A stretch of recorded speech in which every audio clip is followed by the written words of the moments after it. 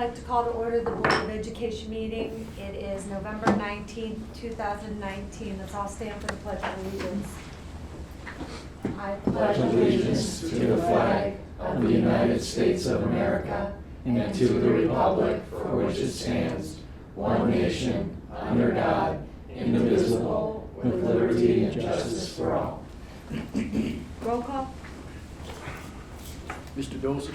Yes. Mrs. Kramer? Yes. Mr. Peterson? Yes. Mr. Ziegler? Yes. Mrs. Mack? Yes. Item 2, this is our work session. It's 6 p.m. A, we have bus transportation report. Take it away. And with that, I will introduce Doug Palmer. You all remember Doug also presented to the board last spring.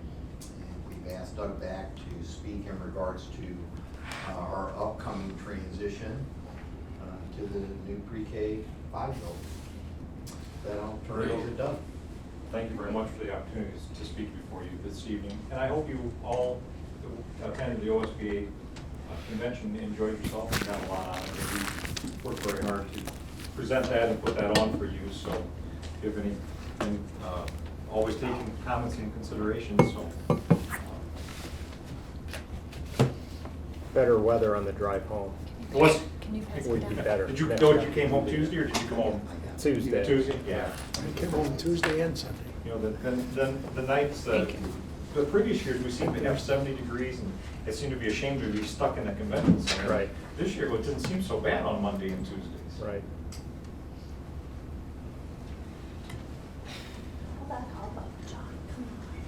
Well, what we were asked to do was take a look at transportation alternatives or options. You asked me as a board when I spoke before you last spring to make sure that I presented options for you to consider, and that's what I did.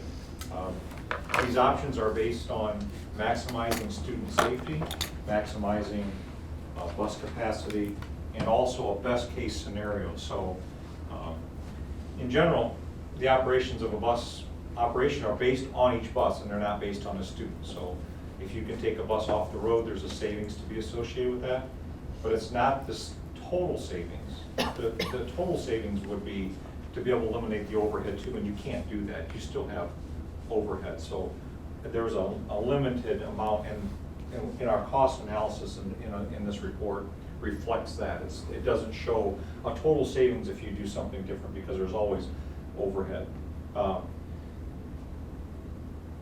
Using a bus multiple times is the best way to use your vehicle, but that makes the bell schedule and how you pick up students and deliver them at the end of the day more challenging. And so all of those things were considered. But again, everything was based on maximizing the bus capacity, utilizing, that's why you'll see numbers that every bus has 54 kids on it. I mean, that's the best case scenario. Then that best case scenario then reflects on the number of buses being used, and that also reflects on why the cost is what the cost is. What we did was, the routing software that we used identified 83% of the elementary students as bus riders, about 85% of the bus riders from your middle school students, and about 40% of the high school students were riding. If you want to break the high school down, you have about 60% in grades 9 and 10, and then somehow when they turn juniors, they get this allergy to yellow, and they just can't see themselves going out and getting on that bus unless it's going to a sporting event, and so the ridership really drops off to as low as some districts are only having 10 to 15% of the high school juniors and seniors riding. So you as a school board are only responsible for providing a seat to students that are actually riding. So you're not, you don't have to have a seat on the bus for every student that's eligible. You have to have a seat for students that are riding. What we looked at was with the new building, we increased the ridership to 90% of the elementary, because we just wanted to make sure that there was enough capacity that if there was a change, you could adjust your bus fleet to reach that 90% of your ADM. That's pretty high. The 83% is probably somewhere, you're probably gonna fall between the 85 and 83% of the school on a daily basis, because not every student that even rides the bus rides every day. They're sick, they get taken to school, there's sporting events, there's something that needs to be picked up. So there's always a daily number that's actually lower, and that's why these percentages are used. That's why that comes out as an average. The ridership for the high school, middle school, we forecast should remain the same. You're not changing pickup zones, or you're not changing the area that you're servicing now, and so we don't see much of a change in that respect. Optimal routing, if you can schedule the same size group of students that need a bus on all different tiers, you can optimize your bus route. If you would transport a large number of elementary students, which you do, and you transport the same number of high school and middle school students, you've optimized your busing. You can fit them in the same number of buses. So your busing is always going to be determined by the largest group of students you haul at one time. The iterative planning process means that, well, what can you do to either lower that number of students or change the bell times to make it possible to deliver them in different groups? And this is where it's difficult for public school districts, because you can't determine non-public school districts' bell times. There are many cases where the bell times of the non-public schools cause districts to set bell times in their buildings to adjust for transportation. And that's very difficult to see. But it's a reality in today's world, when the average cost of a bus right now is $55,000 statewide per year for operation. That's quite a lot different than what it was 10 or 15 years ago, or 20 years ago when we were in the 20s. So transportation has become an important financial aspect of school districts. Ways to optimize routes are change the bell times, adjustments in bell times. Like I said, you can't change the non-public schools, so public schools are forced to work around those. A study that we did last fall indicated that non-public students cost per student. Now, remember I said we don't figure the cost of the transportation per student, we figure per bus. But if you break the cost down of the bus per student, non-public students right now are costing public districts an average of $3,700 per student to transport. Can I ask you, what does the law specifically say our obligation is to a non-public school? It says we're to provide transportation, but it says we need to accommodate it specifically says we have to accommodate their schedules, is that Yes, correct? That's the way the law states. Okay. In 332701. Okay. It gives you it determines exactly what you have to do. And then administrative code breaks that down and gives the operational rules for the districts. So yes, you have to accommodate them. One thing that it allows is that it allows you to drop off at non-public buildings 30 minutes before the school day starts, and allows you to wait 30 minutes after school is out for them to pick them up. So you have a 30-minute window on the opposite side that may or may not be, you may or may not be able to utilize or for your busing purposes.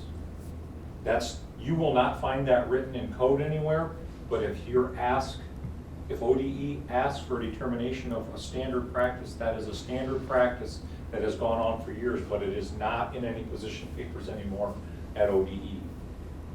But you have a 30-minute window before their bell time and after their bell time to provide transportation. What about supervision? What's our obligation with supervising their students? Are we obligated when they come up here to the middle school? What is our obligation to those kids? When you take those students into your busing situation, you're obligated to provide that supervision over those students. Whether it's the bus drivers or whether it's an aide or a principal designee on the lot, you are obligated, once they fall into your Right. system, then you're obligated to watch them. So the other way that you can change bus routes is change the number of buses used, and you can change the eligibility zones for busing. You can increasing the size of the eligibility zone, in other words, going from a 1 mile walk zone, and I use the word walk zone because that's a familiar term, to a 2 mile walk zone. That eliminates people that are eligible for busing. It's not determining whether it's safe to walk, it's just the common term for that. So if you increase that size of zone, you can decrease the number of buses required. That's always the last resort, because there's no safer way to get kids to school than on buses. It's just proven over and over. You can't walk, they can't ride in a car, they can't drive to school safer than they can ride a bus. So we want to make sure that we're doing everything we can to provide the safest operation for the most kids. But we looked at a lot of plans that were dismissed before we even studied them. For instance, going to a 1-tier route, where we pick up everybody in the district at one time. You'd have to at least double the size of your fleet. So that wasn't even a consideration. It could have been, but it was one that working with Chris, we didn't choose to look at. We looked at what I call Plan D when you open the new campus. And if we would have been holding this discussion earlier this year or maybe in August, you may have had a chance to change your busing for next year. But let's face it, it takes a long time to change busing because busing is the most personal thing you do in a district. You can change recess time, you can change lunchtime. Well, you change 5 minutes when you're picking a child up at someone's door. That really gets personal for them. So you need a long lead time to help the community to adjust, understand, ask questions, be informed, feel like they're part of it, feel like their side, their perception is being heard. So I talked to Chris earlier and I said, hey, it's too late to change anything for next year. And he said, really? And I said, yeah, because it just takes a year's worth of school. By the time you study it, look at it, decide, it gets out to the parents, they respond back with questions, you respond to their questions, your year is gone. And so a year and a half out from your new campus opening is a good time to really get this in front of your community. Well, I mean, the other really significant consideration with a lot of what you proposed is getting the teachers to agree to this. So what I tried to do was just stick with transportation. I really didn't want to get into whether it's possible to do it with teachers or not, but what their buy-in should be, if you can do this and keep your costs lower, it's a benefit to them. Because money that comes out of the general fund is money that's gone. It's money that you don't have for benefits, it's money that you don't have for professional development, it's money that you don't have for raises, textbooks, technology. I hate to see money go out black smoke out the tailpipe of a bus, because it's just burnt. There's no value in it, other than you've got the students where they need to be and where they need to be going home. And so opening the campus, the new campus, I looked at 45-minute route times. I know that's longer than what you're running now, but we're doing it with less buses, 34 buses instead of the approximately 40 that you're using right now. That's an average of 38 riders to each bus. And I broke it down where it would be 31 buses to transport high school and middle school students. And your elementary would be fully utilized at 47 students per bus. Those buses will be very full as they reach the school and as they leave the school. But when routing happens, you start dropping students off as soon as you can, and you pick them up as late as you can. And so your public perception may be, I never see full buses. You will if you're at the school when they're being loaded and when they're being unloaded. That's really the only time you're going to see how full a bus is. We dedicated 6 buses to transport non-public students. Some of that would be on dedicated routes, some of that would be on shuttle routes, where you bring them in and then you lose that bus as that bus makes its shuttle trip to the non-public school. You lose that bus for your public students. And this is where that cost goes to $3,700 per student for these non-public, for the non-public students. Why would, help me understand, you've got 34 buses with 38 riders Mhm. who are littler people, and then you've got 31 buses, and then adding, 9 additional riders for our bigger kids. Wouldn't it make more sense that you would use 31 buses of 47 little people or 31 buses with 47 little people on the bus and 34 buses to transport 38? It looks like that, but when you start looking at your non-public students that you're gonna be picking up, you have to put them on somewhere, so those riders are added into the public ridership.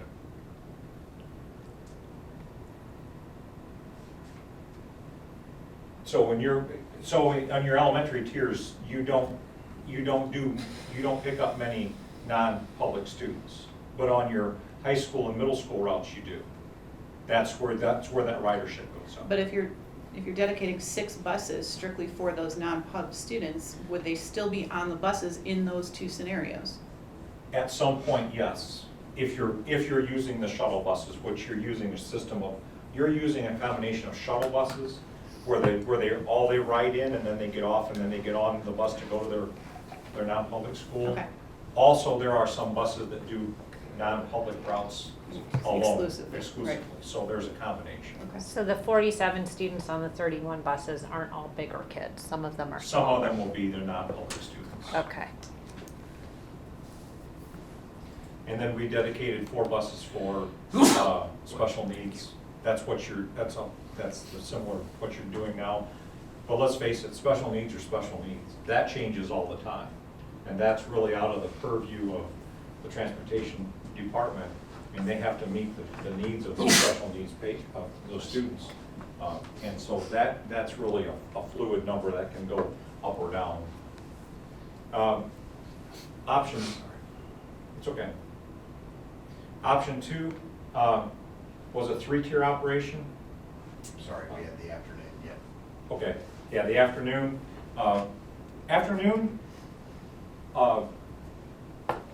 This was the one where we were picking up and dropping off the elementary students first and high school second. By doing that, you gain a half an hour of route time in the afternoon because your elementary day is a half an hour shorter. So if your elementary school gets out at 2:30 and you have your time set, you have an hour to get those kids home. And the buses are also sitting there waiting for the kids to come out to the buses. It makes it one of the most safe operations that the buses are sitting at the elementary school, the kids are coming out and getting on the buses and they're going home. High school, we're using 33 buses to transport the high school and middle school students.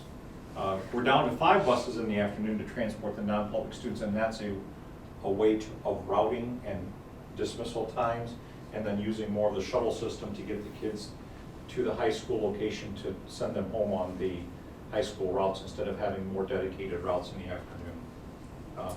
We're stuck with 4 buses for the special needs students. Again, that varies. That really varies with the needs of the kids and what accommodations are needed to be made. 1 bus will be used to transport your vocational students. That's just how they get allocated. It looks really simple, but it's really complicated. I don't think it looks really simple. Yeah, it So, doesn't. believe me. When you just look at numbers, to me it kind of looks simple, but when you start breaking it down and you look at the district-specific challenges and obstacles that you face, construction that springs up, bridges that get closed, assignments from one school to another, administrative assignments, special needs, that becomes a very complex task. I did not plan for all of those individual needs because I don't think I have to explain to you what schools have to put up with and how they have to accommodate things. So I just stuck to the basic best case scenarios. Just a point of clarification, with the two tiers, that has middle school and high school students riding on the same bus at the same time of day. Right. And we're So- calling middle school still 5th grade. No, we're not calling middle school 5th grade. That'll be 6th, 7th, 8th, okay? Gotcha. So that's why the numbers have changed and that's why they look different to you, because we have a little bit different grouping of students when the new campus is open. Option, Plan E or Option 2 is a 3-tier option, and that's similar to what you're using now. We can do that with less buses because you have the ability to spread that bus can make more trips and haul students differently. Your elementary students are still assigned to about 37 riders per bus, but if you look at the 23 buses needed to transport high school students, your average drops to 25. And it drops, with 25 buses for the middle school students, it averages 34 riders. One thing by doing that, but one thing by having a route where you have an average of 25 riders, is you can take your high school route and you can make it more of a, I'll call it a city bus route, where you move the group stops farther apart, you drop off more students with less stops. High school students should be able to walk a little bit farther. And so you can actually reduce your route time for your high school routes. That's one thing we've been suggesting is make group stops farther apart for high school students, run it more of a city route, run it on roads where buses aren't delayed as long, where you can utilize the time more efficiently. You're back to the middle school students though, of 34 riders per bus. But if that's the last tier in the morning and that's the last tier in the afternoon, your time to get those students home, there's no deadline to get back. You've already taken your elementary students home, you've already got your high school out and back. You've got 25 buses that are gonna run a little bit longer route in the afternoon, delivering those 34 kids, but it also gives the transportation department flexibility to use 6, 7, or 8 buses to do sporting events, to do something else with. So there's some flexibility. So again, with this, Doug, you have the elementary school starting first. Yes. And again, is it a 45-minute in the morning? Yeah, it's about a 45-minute route time, not ride time now. Because when you talk about route time, it's bus starts empty, goes out, picks up, and comes back, and then drops off. So students' ride time is not 45 minutes, but the route time for the bus is. You always have that deadhead time on every bus route. In the afternoon, bus gets empty, you have deadhead time coming back, So the students are not riding that long. That's the time that's required for the bus. Again, optimizing the day, what you've done is if you choose to start elementary first, and I know that's a big ask because that changes everything. I mean, that's a big ask. But I feel like if I didn't give you that option to look at, I wouldn't be fulfilling the promise I made to you with the board that says I'm going to provide every option that I know of. And that's what I was asked to do, and that's why this is there. If you can pick up the elementary students first and drop them off in the morning, you have longer route times in the afternoon, and that's where you really get pinched here because of the congestion around the schools for buses leaving. It's not going to end that, but it automatically gives you more route time. If you start middle school, or if you start elementary at 8 o'clock and they're out at 2:30, and high school doesn't get out till 3:30, you've got an hour of getting the buses out and back. You can look at what you want to do with the high school routing to speed routes up, because then if you can increase the utilization of the route time and you can reduce that the middle school doesn't have to start as late and can get out earlier than being an hour after the high school. You can shorten that up to a 35-minute route time for high school. Again, we're still working with non-public students.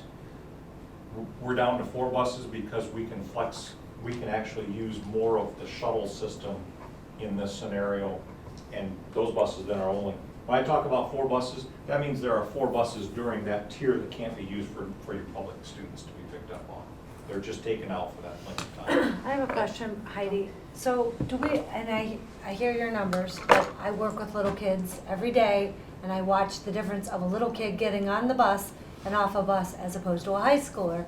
And it's, can be significant when we start going to 40, 50. So his numbers that he's saying are accurately what's happening when we are doing elementary routes? Is that correct? That it's taking, like 45 minutes is enough time for us to do an elementary route? Is that correct?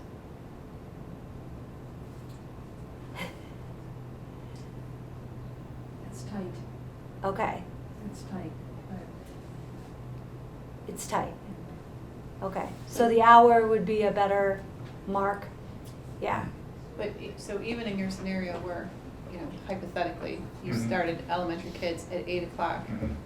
the 45-minute route time means that we couldn't even consider starting high school until 8:45. Well, let's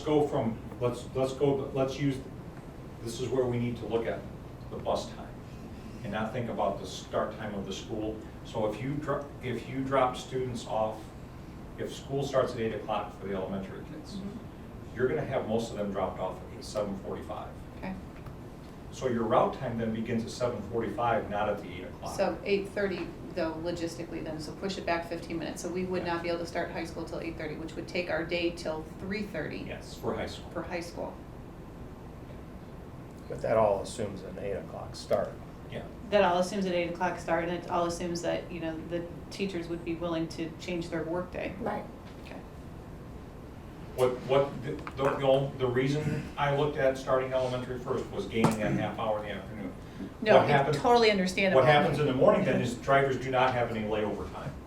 Right. They do elementary, they do their high school, and then you do the middle school. Joelle, can you without any repeat what you layover. said? So you said 7:45 would be the start, 8 o'clock would be the start of the elementary school. Yeah, from and what? hypothetically, if we Okay, started elementary right. at 8 o'clock, we could hypothetically start high school at 8:30. But high school students have a 7-hour student day, which would take it till 3:30. Okay. Which means But I- that, and our teachers have an 8-hour workday, and so you can flex the time, either, you know, they stay later an hour, or Right. they come in at the same time the kids do for high school, or something along those lines. But, I mean, that's a significant change in, or, you know, pushing that day really long for the high school teachers. And again, it's something that's negotiated, that we'd have to negotiate. Okay. I probably, and Doug, correct me if I'm wrong, I mean, you just picked 8 o'clock as a number, right? I mean, it's really 45 minutes, but if it's 8 o'clock, then 7:45 is when you'd start the 45-minute Right. window. If you said we started them at 7:30, then it'd be 7:15. Yeah. Right. So, you know, these times, I wouldn't get too hung up on times, it's just a number, you have time you I pick. understand, but I was trying to understand what she said. I wanted it reiterated so I could understand. So one thing I do want you to take away though is your route time is gonna be similar, but it's gonna be a little bit different than your school start time. Because if you say as a board, well, I want my elementary students dropped off 20 minutes before their day starts, then their route time starts 20 minutes, the next shift of buses go out starts 20 minutes earlier than the start time of their building, you know, so. Right. And then, but then again, you need to determine what length of time you want the high school students to be at the school before their bells start. So those are all different decisions that need to be made.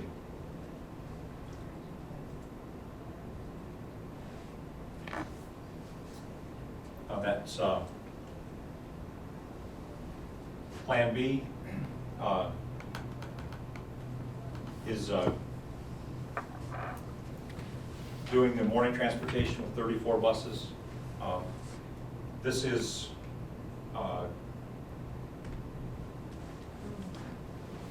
I've looked at so many plans here. Well, but you're, Yeah. there's Plan A, B, and C, and A is what we're currently using. Yeah. B and C are options Yeah. for the interim until our new school Yeah. opens, which is actually 2.5 years now, not a year and a half, Okay. because we pushed the start date out. And then plans D, E, and F are options for For- when the new school Yes, opens. For all the new schools. And I'm gonna suggest that Plan B, as promising as it looks, kind of doesn't make any sense because I think it's, we're not gonna be able to get the teachers to agree to flip their schedules in that. So I feel like Plan B should be Well, not be I on would the say table. Plan B and C are probably both, because they both require schedule changes, and that's just for an interim period, and so we already changed the schedule. Do we really want to change it again for 1 year? Well, Plan C is a possibility because it at least still has the high school and the middle school starting first. So maybe we could do that for a year, but it just sounds like, I mean, we're never gonna be able to get Plan B off the I really ground. recommend not changing anything until you move to the new. Oh, really? And Okay. putting all of your eggs in the same basket, all of the questions, because you change plans, you change busing for 1 year, Yeah. and then turn around and open a new Change it campus. again, And change it again. Well, and I'm given sorry, that- it's gonna wear you out. Too much irritation. It's gonna wear Heidi out. Well, no, Well- it won't, it really will, I hate to say this, in my experience, it wears the board out. Because you will have to field so many questions that are so similar, and you're just faced with that it wears the decision makers out. Right, and we just changed our bell schedule, so now we're talking about, having to go back to our staff and negotiate another change just for a year, and then another change, right? Because we're gonna have. Absolutely right. So. I wouldn't recommend that at all. Right, so if we take D and C off the table and say we're just gonna stay as is until the new building opens, then the decision point becomes D, E, F, or something Right. else. Yes, Okay.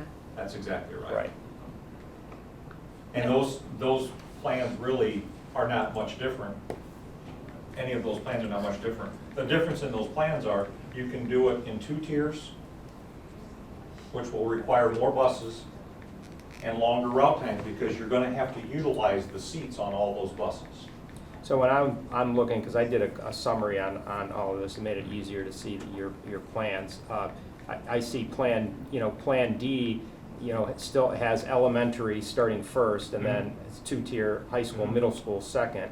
And Plan E, same thing, except it's 3 tiers, elementary first, then high school, then middle school. And Plan F was 2-tier, high school, middle school at the same time, and then elementary after. But I don't see a plan that mimics what we do today, which would be high school, middle school, elementary. That plan would just be what you're doing now. There wouldn't be much difference in what you're doing now. Okay. And that's why I didn't really, Put anything on there. I didn't really want to take time to show that option, because you're doing that option. Eliminate. Okay. Mhm. I mean, You're doing that option now. Okay. and I would agree with Mark. I don't think we want to make a change between now and the time that the building opens, because one of the things that we learned when we talked to parents about this, we've got a lot of elementary parents driving their kids to school because they don't like how long their kids are on the bus, or they feel it's too far away, or what have you. The goal is to increase ridership, so we have less cars going into the elementary schools. So the last thing we want to do is make our Right. parents upset. We want them to use the bus and at least attempt to try to use the bus that first year, so that we can gauge how many riders we actually are going to be having on a regular basis.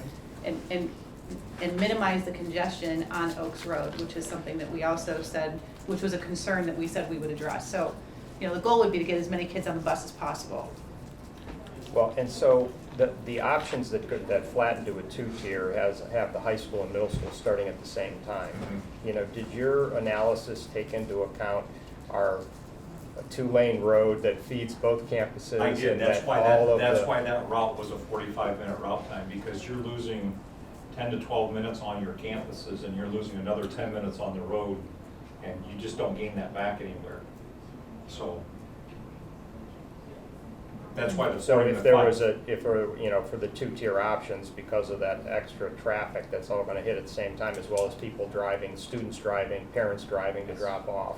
That's gonna create some congestion, so you just elongated the anticipated route time to get all the buses in and out. Yes, because of that delay. Okay. The only thing that you're gaining overall is another 10 to 12 minutes to load the middle school students when they deliver the high school students and they come back, there's another 10 to 12 minutes of getting off of the lot, getting out on the road and getting going, just trying to eliminate that by going to a 2-tier. And going back to that scenario where you're hauling two groups of students about approximately the same size. So I'm curious to get, like Heidi and Chris, do you have this graph? Sorry, the bus route study plan comparison. Did you guys get that? Okay, so I'm just curious what your comments are on it and like what you think feasibility is and when we should start trying to get this implemented. So, I think it's really important to recognize that Doug is using best-case scenarios and averages. When you use best-case scenario and averages, your averages means that you're gonna have some buses with 20 kids on them, and then you're gonna have some buses that have 55 kids on them, and that's how you come in with your averages. The routes servicing the apartment complexes, where you can pull up 3 buses and load 55 kids all at one stop, those routes end up being extremely short. The routes where you have to drive 15 minutes to the south end of town before you pick up your first student, and you try to get 20 kids on that bus, and then you have to drive 15 minutes back, that route ends up being really long and only has 20 kids on it. And so this is a really good exercise, and it provides those parameters, but it doesn't get into the detail operation that Heidi deals with every day of those kind of dynamics.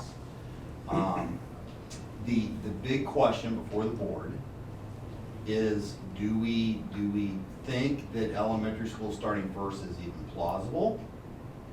Or do we try to, is that a change that's even a part of the discussion or conversation?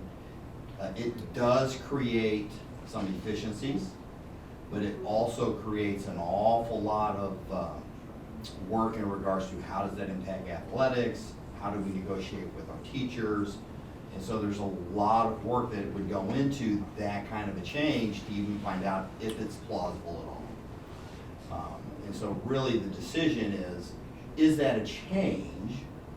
Is that something you want us to investigate or explore with our teaching staff, with our athletic programs, and identify a time?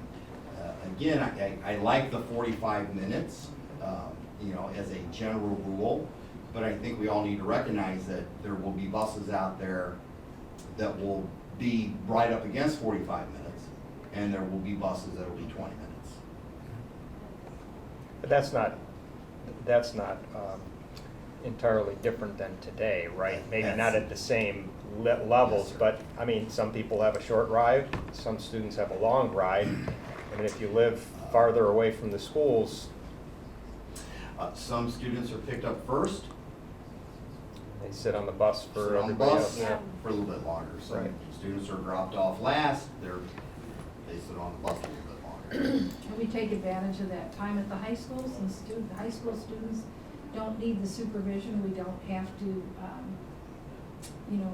have teachers come in early and provide supervision for those students. So we definitely take advantage of that extra time in the morning that where we're able to drop off at the high school, and we use that for route time.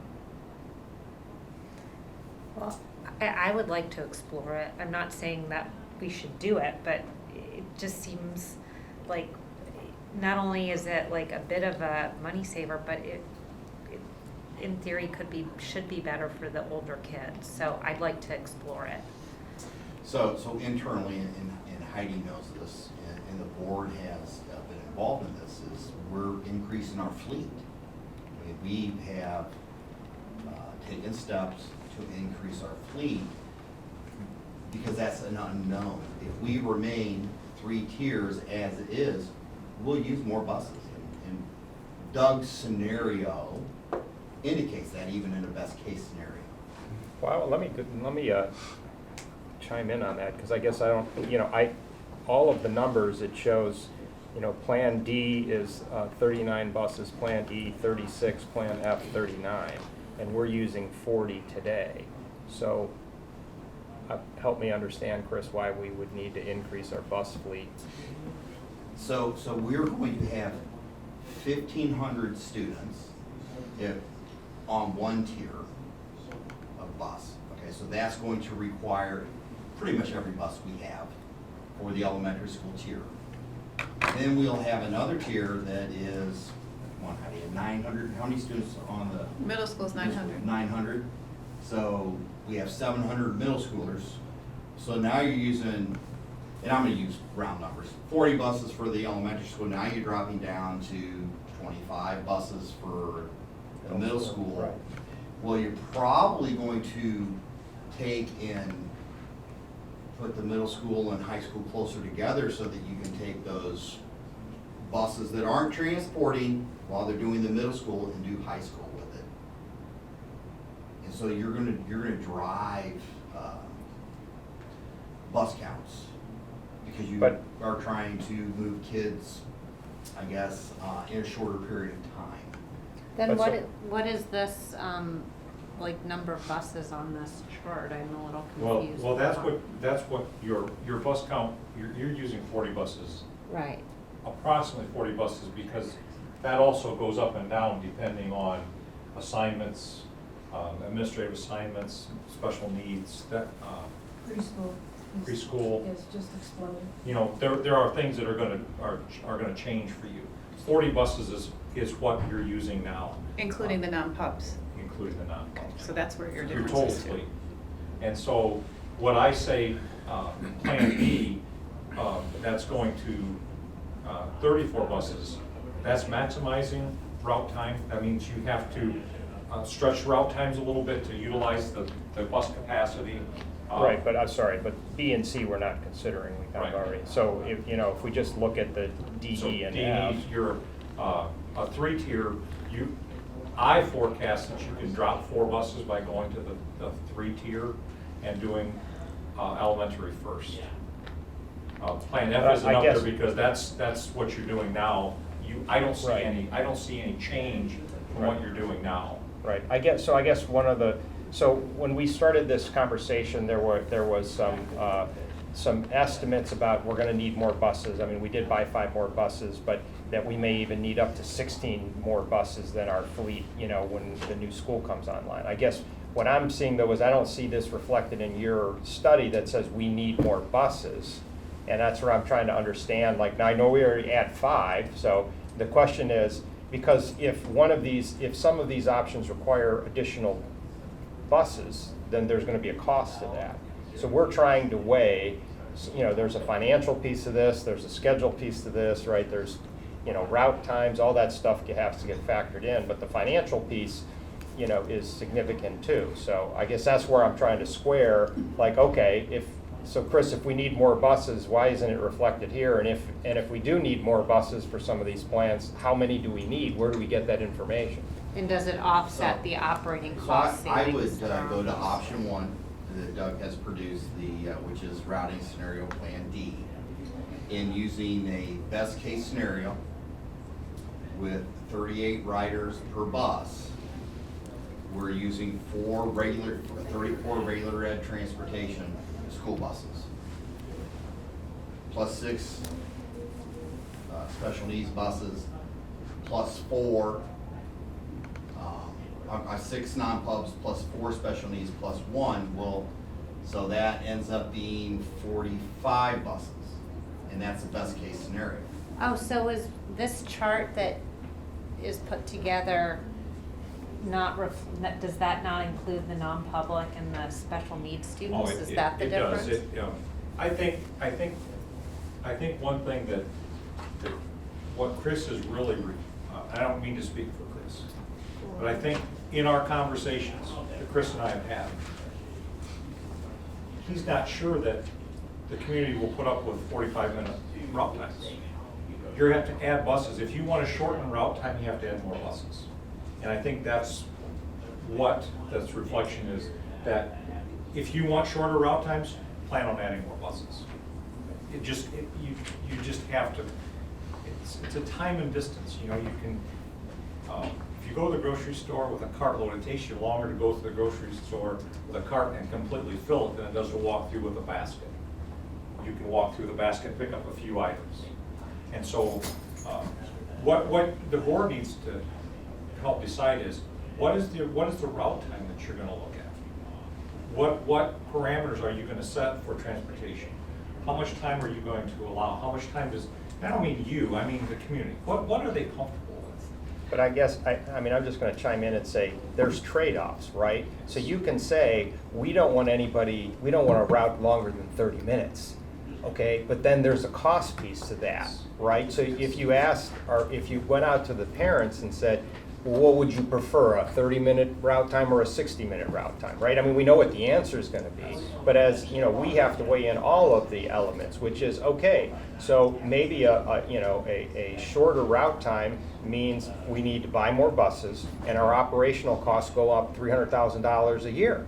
Well, okay, now is that where we want to spend our $300,000 so kids can be on the bus a little less? Right. Or do we want to say, you know what, we could use that elsewhere, and, you know, so as a board, what we're looking for is options, right? You created options, but as part of those options, we need to understand the financials, and Right. part of the financials is, does this mean more buses? If so, you know, why not? So it sounds like there's a little bit of discrepancy, because your numbers are saying we don't need to buy any more buses. Chris is saying, well, maybe that's true, maybe that's not, maybe we do need, but ultimately the board needs to put us, you know, eventually make a decision. We need to know, well, okay, what options are we considering? What is the cost? Do we need more buses? What's the operational cost?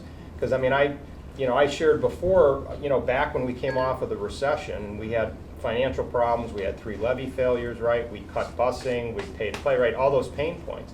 Okay, but when we brought busing back, okay, high school busing, because we dropped high school busing, when we brought it back, you know, in a model that was more efficient, Right. you know, less number of stops, like the city model, right? So that we could bring it back, because we didn't want to bring it back only to have to pull it away 3 or 4 years ago because we're having financial problems again. Right. Right, and so, you know, ultimately when we're looking at this too, my hope would be that we pick something that, you know, doesn't have a lot of extra overhead with it, so that if we run into financial problems, we don't jump right to the busing and say, well, yeah, we thought that was good, but, you know, we can save $300,000, so we're going to go from So your 2-tier to 3-tier. So your 2-tier option takes away some of that flexibility. Okay. If you add riders, you're gonna add buses. If you're gonna cut route time, you're gonna add buses. You don't have any flexibility because you've maxed out the capacity and you've maxed out the route time.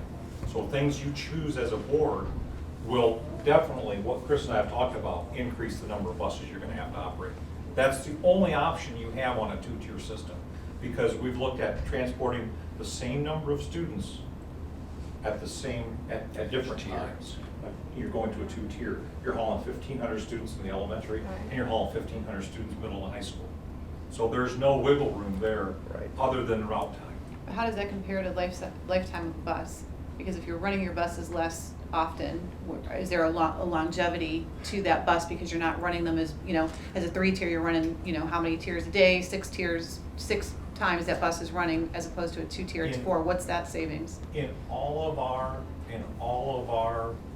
studies and all of the research and all of the data that we've returned back, the cost of the bus, a lot of it is based on age.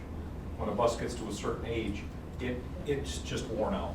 Age, not miles. Age, not miles. Your cost per tier is about 20%. So if you run 3 tiers and you reduce by a tier, you should be able to save 20%. But you still have to cover the miles and you still have to cover the district. All of your routing, all of the routing that Heidi plans is not, we go out and run the same loop no matter who's on it and who's not on it. It's targeted routing, so if there aren't any high school students on this section, you don't run that on a high school route. You know, that's where the difference comes in. You would think that that bus would go out and run exactly the same route 3 different times. Well, it's probably not covering exactly the same territory 3 different times. You know, one other quick question, Heidi. If we're assuming that we're at rest what all of our private schools were delivering kids to, and they're all delighted with it. If we change our current schedule, say 30 minutes, that takes up the 30 minutes leeway that we have. Is it gonna push us into a situation where we have to have more dedicated buses maybe to be able to handle the private school stuff, do you think? Well, by sheer numbers, by sheer enrollment at St. Albert's, we're going to have to face that very shortly here. Anyway. Potentially could be this year. If we were to really, the afternoon route times are very long, I mean, they're very full. And, yeah, potentially, but St. Albert's, for instance, which is our largest ridership, allows us, we drop off very early there. I pushed that as far as I could with the principal there, and he's just so happy that his kids are getting there on time. They're all getting there on time for the first time ever. Great. We're doing great with that. So it sounds like in addition to making this decision about, you know, flipping the schedules, we also need to, you know, figure out how we wanna market or like message to the community, like these rides, we're gonna have some savings, but in order to save on transportation costs, the rides are gonna be a lot longer. Well, the route time's gonna be longer, so that's, the ride times will increase somewhat, Oh, but your route time is what you need the route time for. So the student ride time will not increase a lot. He leaves the Oh, barn, okay. he Yeah. doesn't pick a kid up. He- Right, They leave so, the barn. and they're- so Okay. that's averaging all that deadhead time on these routes. Okay, I just thank wanted to you. make sure that you as a board understand that when a bus gets empty out the farthest point away, it still has that time to come back. And that's how all routing is planned. It's making sure that the students have the shortest ride time possible, and all transportation departments work hard on that. And that's really, really complex. But as a board, you have to understand that when you start taking away 5-10 minutes, now you're increasing the number of buses you need. So in the interest of time, any other questions?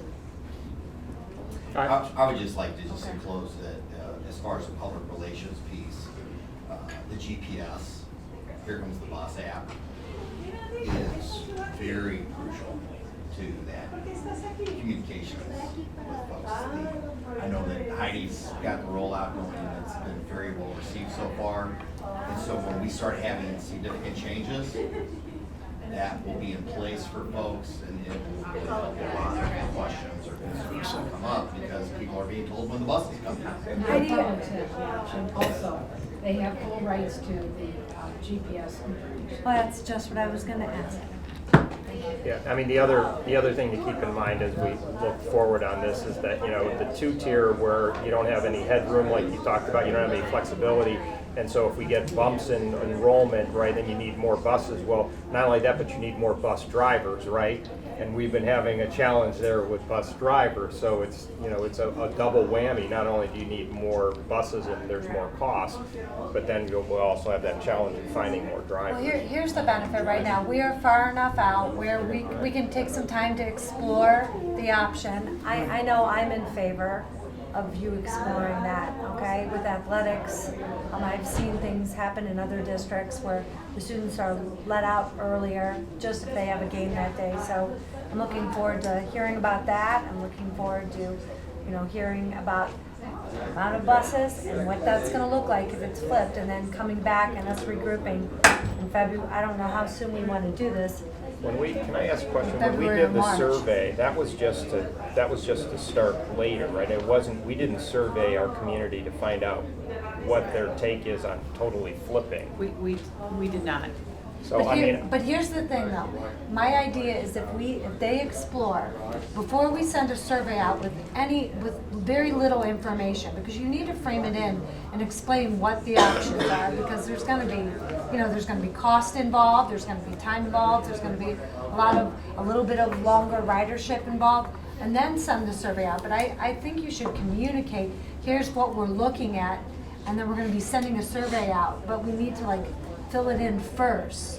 before we the just biggest sent hurdle- out a survey. Well, I'm not talking about just sending out a survey. I mean, the biggest hurdle in front of us is our collective labor agreements. I understand So the that. question is, do you go and try to find out, what it is you can do there without even knowing if the community wants this? Or do you try to find out, does the community even want this before you go in and try to fight for something? That's my only. May I add, Chris and I talked about it, and he brought up a really good point. You have a transportation committee now. I've seen school boards expand their transportation committee function, where you have a principal, you have an AD, you have a board member, you have some community members, PTA members, you have people sit and discuss this and bring their perspectives in and make it mesh. That also really helps when you're disseminating that information back. The parent groups take the parent information back, the athletic director takes the information back to the athletics, the principals take it back to the principal staff. So it's a way to get that information out and back faster or easier, where all the communication doesn't end up with just one board member or just the superintendent or just the director of operations. It spreads it a lot easier. It may make that task somewhat easier. Chris, that was a great idea that you had earlier. So, I can tell you from the feedback I've had from the community, I think Here Comes the Bus will allow us a lot more latitude than we had before Here Comes the Bus. Okay. So what is our path forward here? I missed that, so I'm sorry. I mean, we can explore it, but to Mark's point, it's the chicken and the egg concept here, because you don't want to put something out to the community and, ask them for their input and then nothing happens because it gets roadblocked because we haven't had those conversations with our negotiated agreement, our two unions. And so, so for me, I think that conversation needs to start there. We can explore the athletics, but we need to have some committee time and some meeting time with our unions to get their take on, Okay. Here's the idea. What is your thought on that? So why don't we start with that and then set up a transportation committee? Yeah, I mean, that's gonna be the first conversation that has to happen.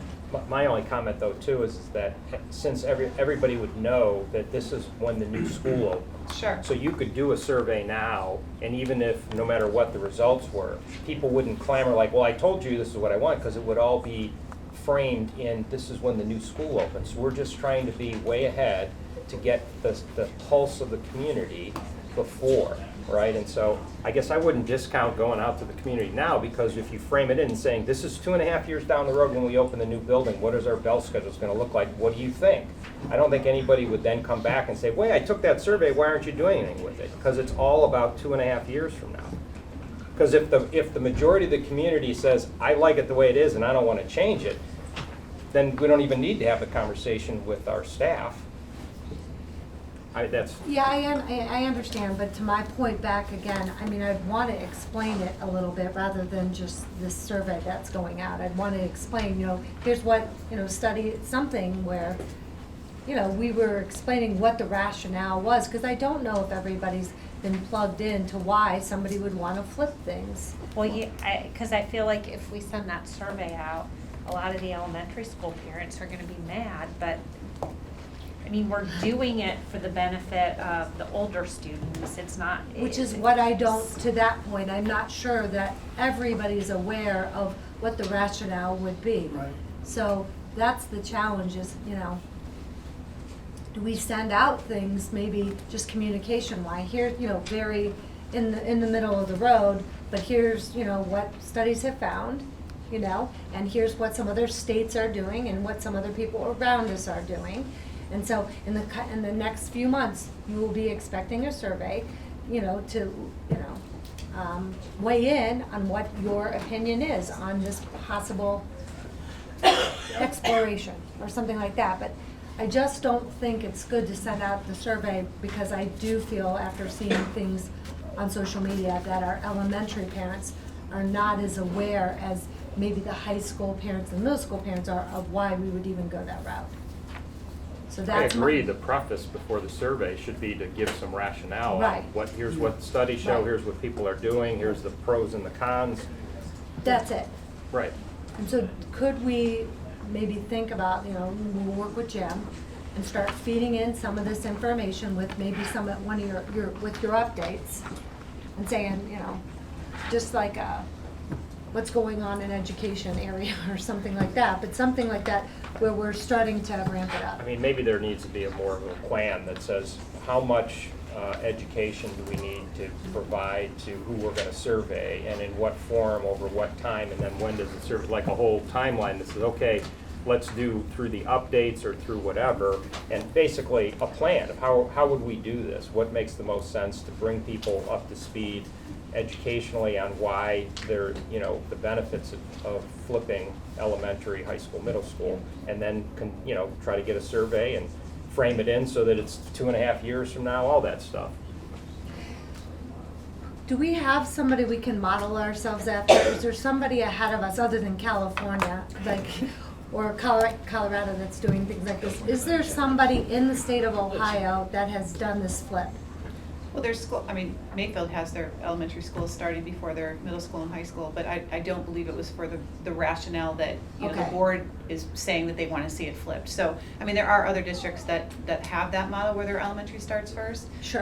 What we did find when you asked us to explore this, and gave us the directive to change the high school time for this coming school year, we didn't find many high schools that are starting later than what we are currently starting in our area. So it would be hard to provide that kind of data because there aren't too many high schools that are starting later than what we're starting right now. So in this- we're the trailblazers on this one. Well, possibly. our time that we changed it to was right kind of in the middle of a bunch of Gotcha. schools, but no one's starting later than what we are currently starting. So, there 'Cause- wouldn't be a data point to provide you. Okay, and At that- least in this. In this geographic area, region. correct.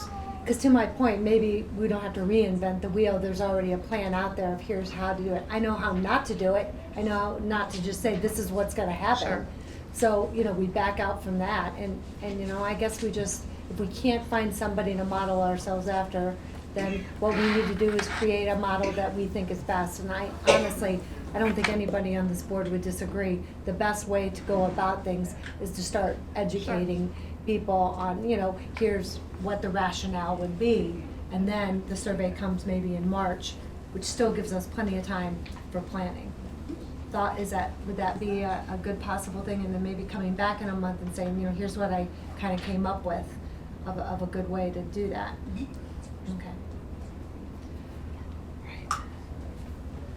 Thank you. I want to say thank you to the board. It's been a Okay. pleasure Thank working you. with you. Thank you with your so school much. districts.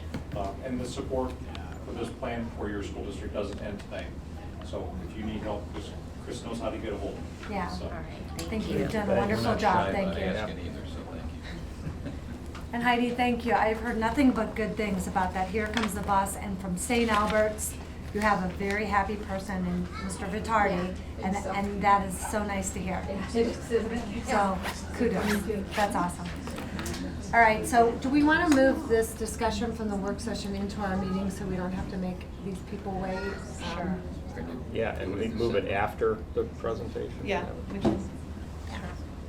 Okay. Move it after the first. Doug, you're welcome to stay. Bye. No, please But don't. you don't stay. have Still a little bit of a drive back. You do have a little bit of a drive, thank you. Thanks again. Okay, so we're gonna start our regular board meeting. Welcome, you guys. There's plenty of seats here, so please take a seat.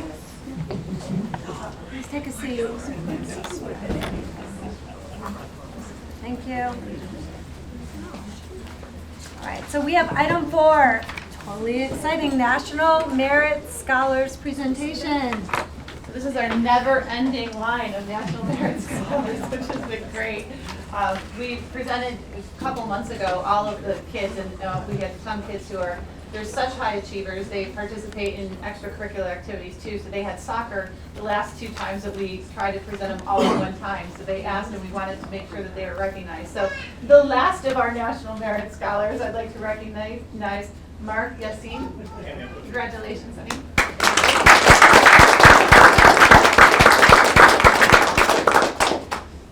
Jack Christian.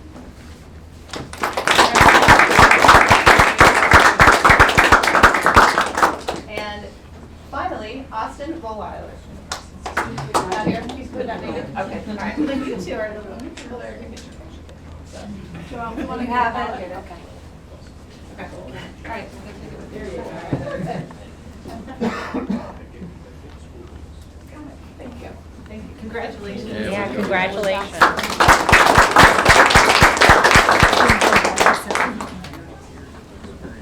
Okay. We have item B. Thank you for coming. Thank you. We're gonna. Thank you. Go back to studying. Come on. Item B, GMP presentation TDA. They're here. You're here? Let me grab, Absolutely. I think they're, yeah, if you want to give your presentation. We'll start out with the pictures, and then we'll go to the more exciting part when I describe everything in words. Oh, nice. I'll revisit the 5 hours we spent together that one day. Perfect. Can you shrink it down to 4? I'm going to try.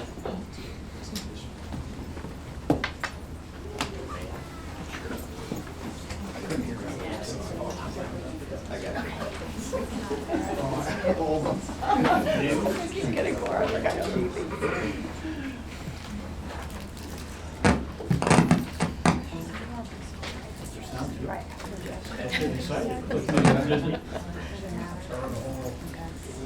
Ooh, Schoolhouse Rock or something exciting.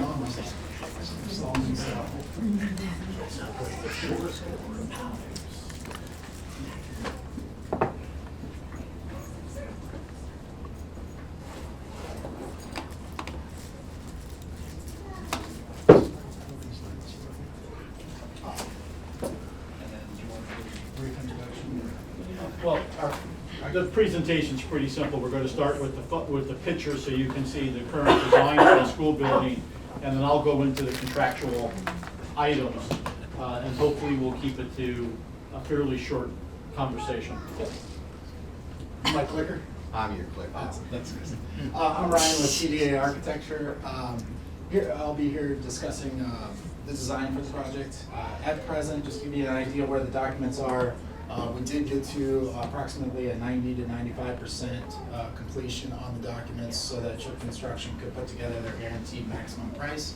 So what you're seeing today is essentially the school as it is presently designed. Just give a frame of reference of where the project is located for anybody that is not familiar. This is the existing Blossom Hill site where the city has a playing field. This is Bar Road, this is the Valley Parkway, the golf course down here, and then Oaks Road at this location.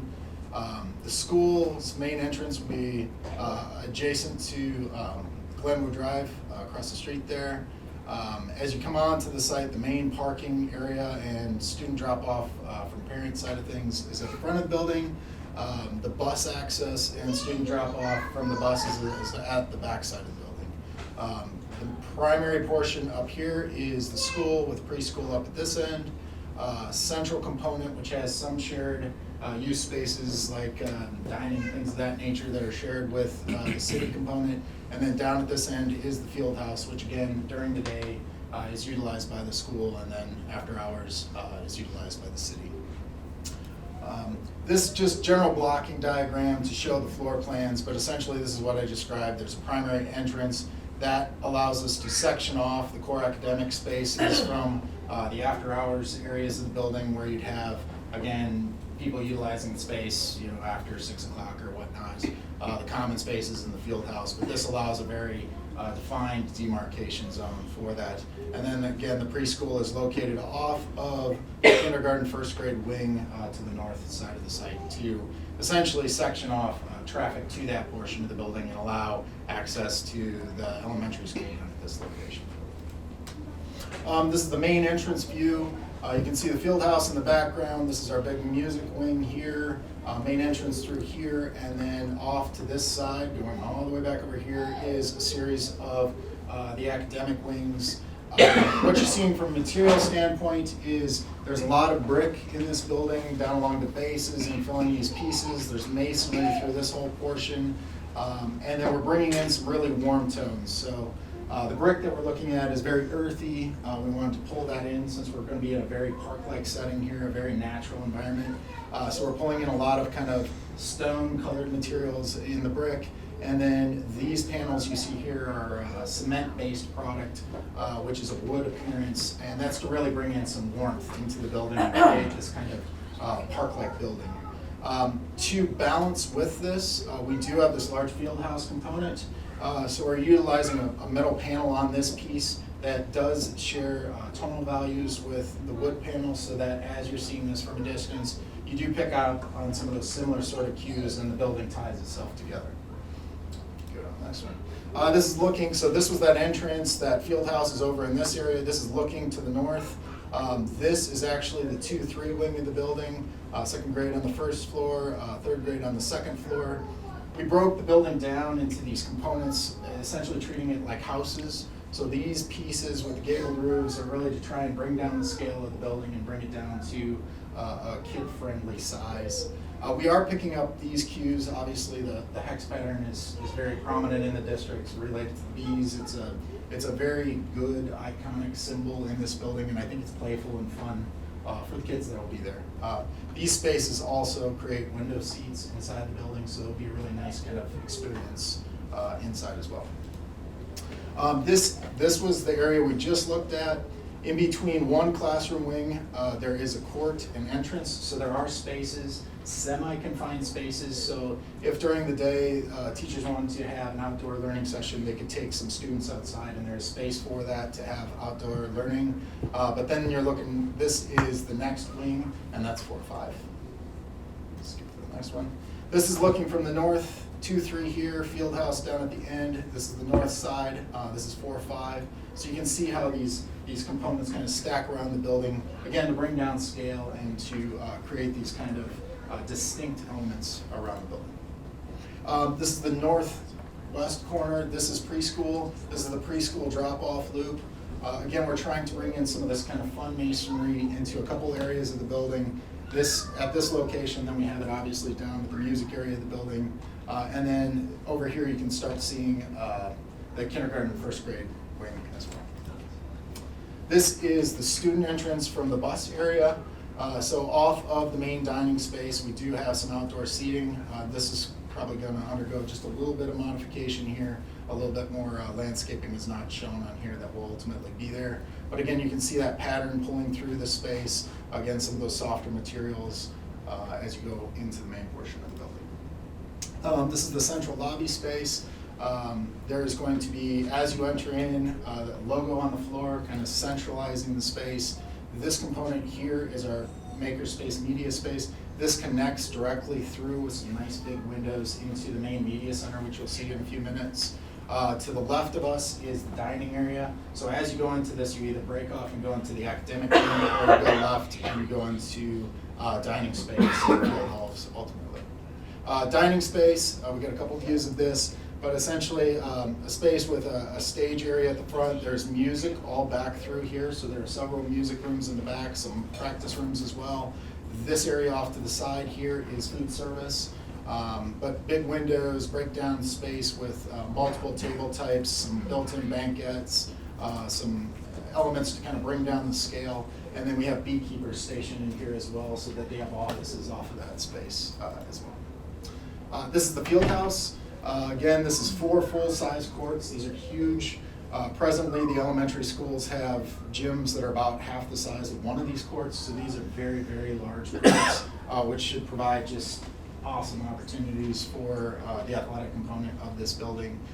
This has been a great relationship with the city thus far. They've been more than willing to accommodate a lot of the requests that have been made.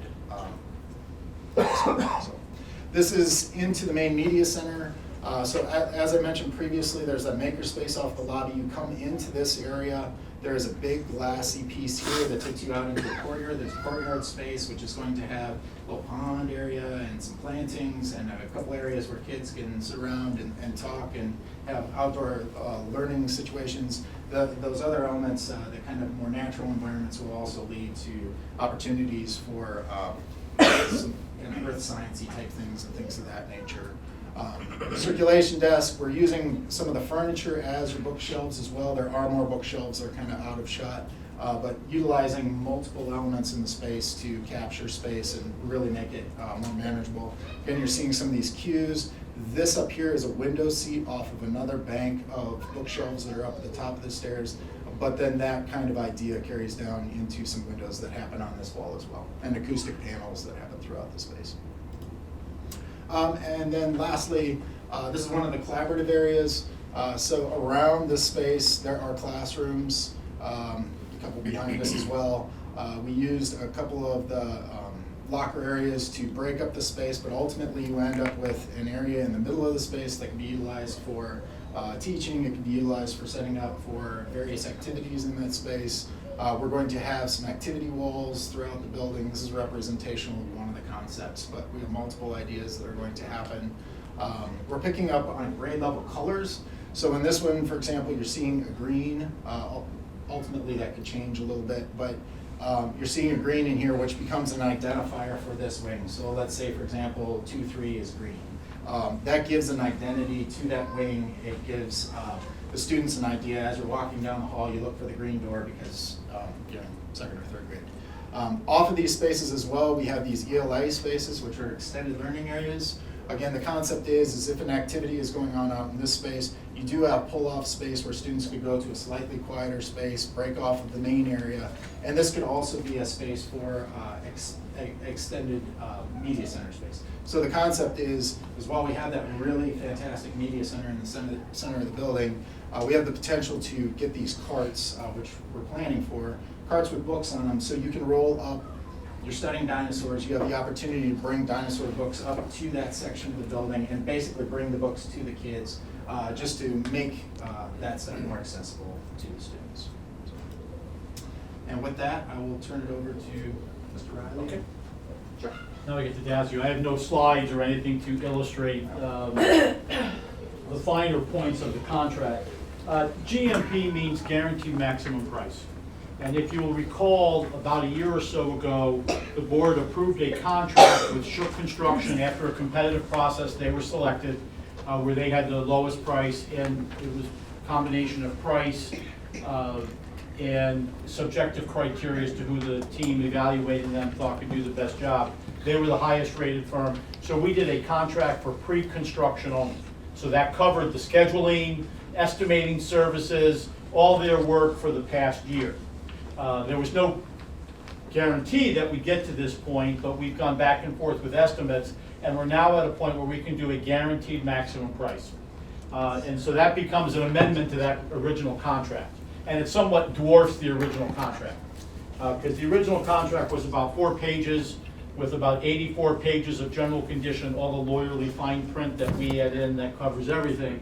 Now we're doing the GMP amendment, and if you will, the finances are summarized on about 3 pages, and then all the detail breaks down exactly what we're buying. Kind of not to bury the lead, but the numbers. The school district elementary school is coming in at an estimate today, and again, this is an estimated number, at $39,554,665.13. So that's our share of the total.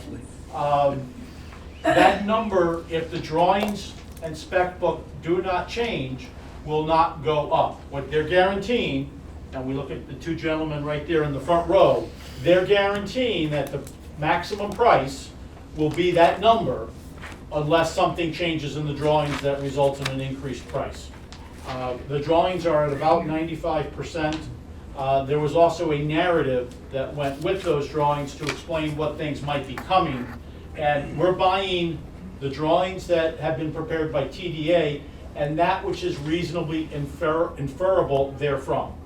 So if a reasonable person looking at that drawings, and the example I had last summer, the architect drew the gutter, forgot the downspout, and then drew the water running to the stormwater. So we had a line going from the bottom of the building to the stormwater, had the gutter, but didn't draw the downspout on the building. And the CMR, different CMR said, we'd like a change order for that. And the school district said, sorry, it's reasonably inferable that if you have a downspout and you have a connection, that there'd be a piece of pipe connecting those 2 things. We bought that from you.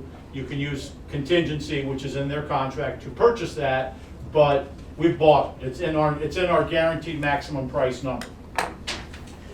Just by way for the process, if we approve this guaranteed maximum price, we would eventually issue to Shook Construction what's called a notice to proceed, where we would tell them, contract's ready to go, you can go out and bid.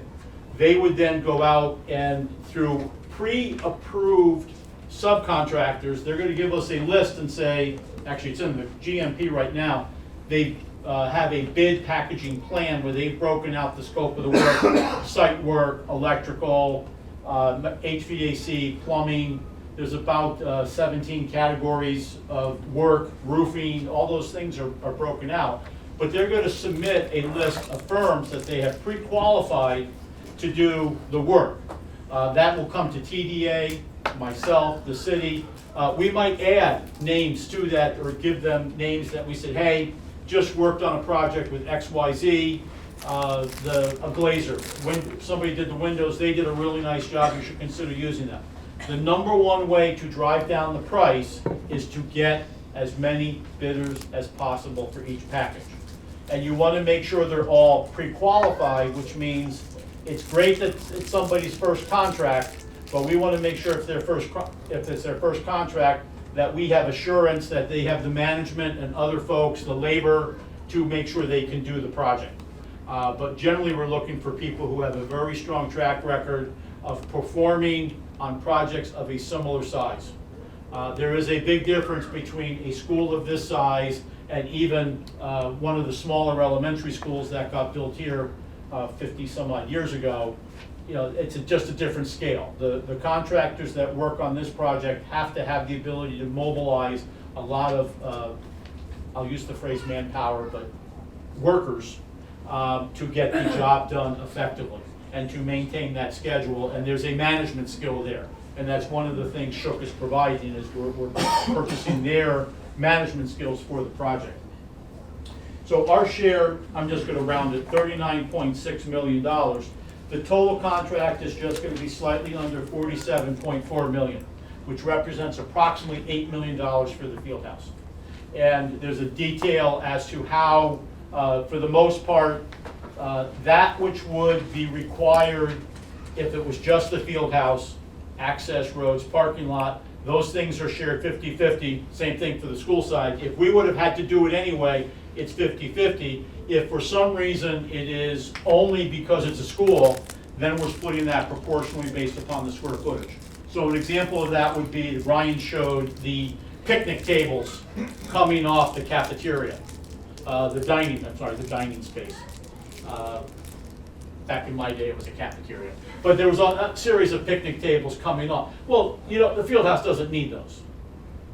So those are primarily our purpose. So those are 100% our cost because it's only for us. So most of the expenses, there's about $2.5 million or so that we're paying, which the city is matching for site costs. Everything else is pro rata based upon the size of the building. Again, the exhibit is fairly short. What really makes the noise is this very large, what we call the guaranteed maximum price amendment. And as a team with the city, architect, Shook folks, we spent, superintendent, on behalf of the board, Mr. Dosen was there. We spent about 5 to 6 hours at Shook's office going over this pretty much line by line to make sure we know what we are buying and what we are not buying. So the way you read this is Exhibit A to it basically summarizes all the work that Ryan and Mia have been doing for the last 18 months or so. And it's still about a 15-page document, and all it does is list items that are in the drawings and the specification book. If we were to attach those to the document, the drawings would be about 300 pages, you know, this wide, to the point where Mia has to carry them because they'd be too heavy for me. And the spec book is about 2,000 pages, give or take. There's specs for doors and flooring and roof materials, everything that goes into the building. There is a spec that identifies how that material has to perform, and usually manufacturers that can meet that standard. So within the food service, as an example, there might be 3 coolers, spec'd, and then a performance spec. And if there are other items that somebody suggests those can come in through a request for information process during the bidding. Exhibit B is really where most of the noise is on the contract, because that's where either Shook and TDA were having a conversation where Shook looked at something and said, you know, I saw this on the drawings, I have a question, or clarifications and assumptions. When you drew this, we assumed this. And they've gone back and forth with emails, so a lot of that email traffic, rather than slapping on emails every single time, we have a sentence in there that captures questions that went back and forth between Shook and TDA. It also clarifies what things are not in the contract. So you might see something like the cost of purchasing wetlands credit. We never thought Shook was going to pay for it. There was no reason to put it into their contract and pay them a fee on that because the city's got that expense. So they just clarify to say, we don't have that in our number. So there's a lot of those items, and that goes on for about 6 or 7 pages. And again, if there's any questions, we can go over it line by line, but I think you can trust Mr. Dosen did this for 5 hours or so, and while he came up with his lighter at the end of that to say, I'd really like more, it is a fairly tedious conversation. Exhibit C to this document breaks out the cost of the project. So you can see their estimate in great detail. There's a summary page where you can get a real quick look at what's in the fieldhouse number, what's in the school number, and then behind that is a whole series of about 20 some odd pages where it's broken down, where they say the mechanical is costing X, here's what we assumed as a cost per square foot to push a cubic yard, cost per cubic yard of dirt that we have to push. All that is broken down. Now that number is going to get refined because they're going to go out and they're going to bid the project. And there is a reasonable chance that our number, the ultimate bid numbers, come in slightly lower. If that happens, we get those savings, and the city, depending upon, the city is going to be easier to track because for the most part the field house is a pre-engineered building, so it doesn't have the same, I don't want to overly simplify it, but those numbers will be easily able to track, and Shook will report back, here's where the savings were had. If it's mechanical system, that will likely be split between the projects, but should be able to track that pretty closely. Timeline, they're expecting to go out to bid sometime around the end of the year, early January. They'll get their bids in probably a 4 or 5 week bidding period, and then they're going to spend some time probably bringing in the low bidder and perhaps the second low bidder to make sure they've got the right scope. So unlike kind of if you did projects in the old way, many people would submit low bids and hope to get change orders through the construction project to make more money. Well, the whole purpose here is to minimize change orders as much as possible, and one of the ways we do that is by having Shook sit down and verify that every bidder has the right scope of work. And so they'll conduct those. Architect will frequently attend those meetings. Minutes will be made. Usually they'll have the bidder sign off. So if it's one of those things where we have a preference for I'll just say Cisco equipment, I don't pretend that it's Cisco, I don't know, and the bidder says, I have Cisco equipment, I just had this recently, and later on they say, well, that's a $60,000 ad for Cisco. Well, no, pre-bid meeting, you said you had Cisco, we're not giving you $60,000, it wasn't our request, you said that's what you had, that's what we bought on bid day, that's what we expect to see. Exhibit D and E's to this are the schedule. The key date is we're currently expecting the project to take approximately 842 days, which puts it basically end of May of 2020, April 2021. So we should have plenty of time to move in. 2022. Should have plenty of time to move in before school starts in August? Yes, well, Ish. August-ish. Depending upon whatever the calendar is at that time. And there's more detail on the schedule than you'll ever need. The big thing is the date. If they don't hit that date, then the contract, the 84 pages of legalese, the general condition, spells out a liquidated damage clause. That's basically, it's required by statute. You have to have a liquidated damage clause on public projects. It essentially means that calculating the damage to the school district if the project runs late is almost impossible. You can't say, we're a McDonald's, we do 1,000 sandwiches per day, our profit would be $2,000, you owe us $2,000. You can't really do that with education. So we have a statutory, essentially a contractual amount that's been established by the Attorney General's office that's in the contract. And I want to say $20,000 a day. So every day they're late, they owe us $20,000. It's a pretty good incentive for that not to occur. The other big exhibit that I just want to point to, other exhibits deal with subcontracting and things like that. There's an exhibit for allowances, which I apologize, I'm forgetting the letter. Anything that's listed as an allowance is something that is an item where we still retain some risk. So one of the biggest items for allowances is furniture. Loose furniture, fixtures, and equipment there's just a number there because you normally wait until about a year or so before the project opens to specify the furniture to avoid the problem of, we have this model chair and it's available today, but a year from now when the contractor goes to buy it, there's now a newer, improved model. Well, you don't want to get into the fight of, is the newer improved better than the old and all those kinds of things. So the architect will wait, will develop a specification, and that will bid at a later date. And that just hasn't happened. And there'll be all kinds of input for people, what we affectionately refer to in my family as the butt test. Chairs will be brought in, people consider them and decide what's more comfortable, or stools, or you go to Capitol Conference. I don't know, I didn't see any of you in Capitol Conference last week, but if you go down to Capitol Conference in the trade show, there's I saw John there, I apologize. There's all kinds of seating to take a look at. Architect will provide guidance on and teachers will opine on, we want tables or we want individual chairs. All of those kinds of things will get designed at a later date. Right now, we just have a budget, so we're buying from them approximately 1.5? Yeah. Yes. 1.569. 1.569 280 is the allowance for that. That number is going to get revised. If for some reason the bid day savings come in and the bids come in lower than expected, we could raise that number, but right now we've got that number budgeted, which we consider is about $10 a square foot, which is a pretty good FF&E furniture, fixtures, and equipment. I apologize for using abbreviation. It's a pretty good number.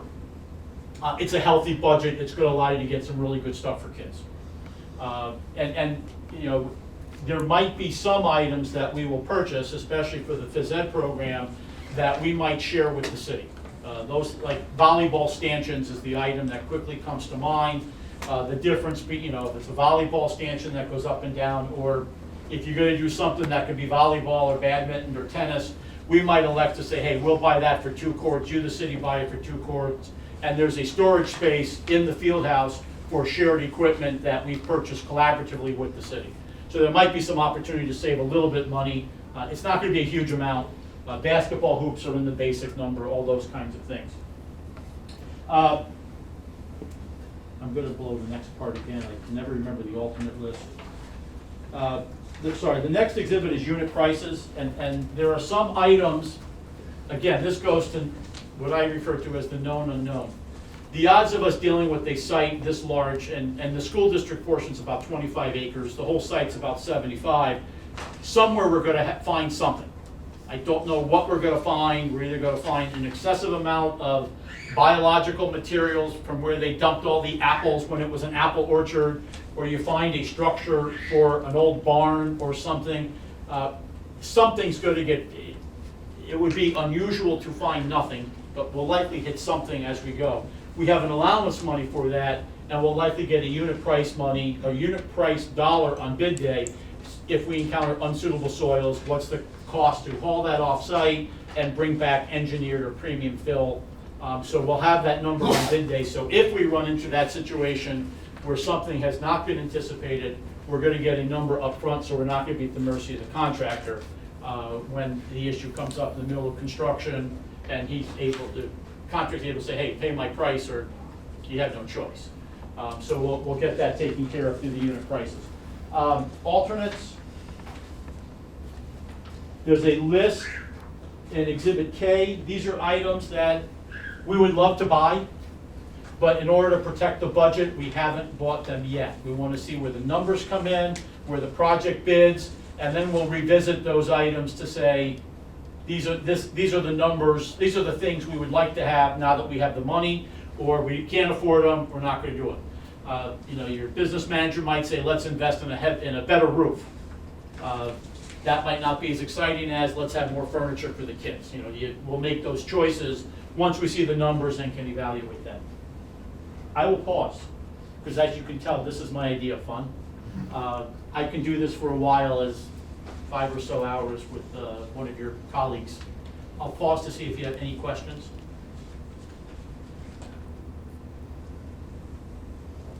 Okay. Shook is here as well if you want to ask them anything about, you know, the nuances of estimating the project and all that kind of good stuff. But I'll pause. You seem at a loss since we don't have any questions Oh, for I you. I know, Oh, I can right? fill the time. David, We'll you're- come you're- up with you're good. something. You're good. Yeah, we're good. We had this in plenty of time, so yeah. No, I guess the one point I would make to kind of conclude is we're basically at exactly where we were at design development in terms of the estimate. If you'll recall, every time we came to you, we said, bad news, the market's moving away from us, and the numbers kept creeping up. This time, we stayed right at that same number that was reported to the board at design development. So we hit a number. If I could add to that too, there were some increases, like some sanitary storm work that's required out at the road.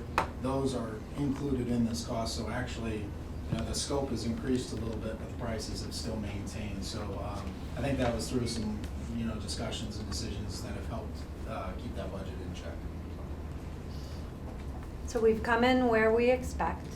We have the remainder of that money you've explained, but we also have for repairs as well, as we had told our taxpayers. So, I mean, things are going as planned. We haven't so far, and now we're about to lock in this number, so it's good, yeah. And the number does include about $750,000 for construction manager contingency. So if, for example, it rains Monday and Tuesday, and they want to work Saturday to make up for it, and it's a union contract that requires that to be a time and a half, we've got some money to deal with weather issues, or we can elect to say, no, let's extend the calendar. You know, instead of opening April 30th, we'll give you the May 7th to manage that cost, whatever we think makes sense.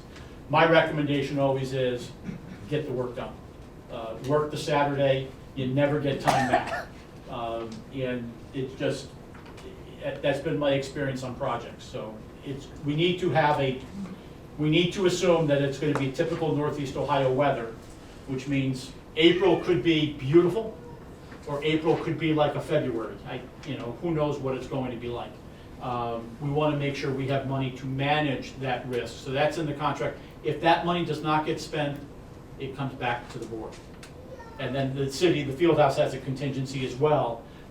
And we still have in the overall project budget an owner's contingency should we encounter something that requires a change order. Any questions?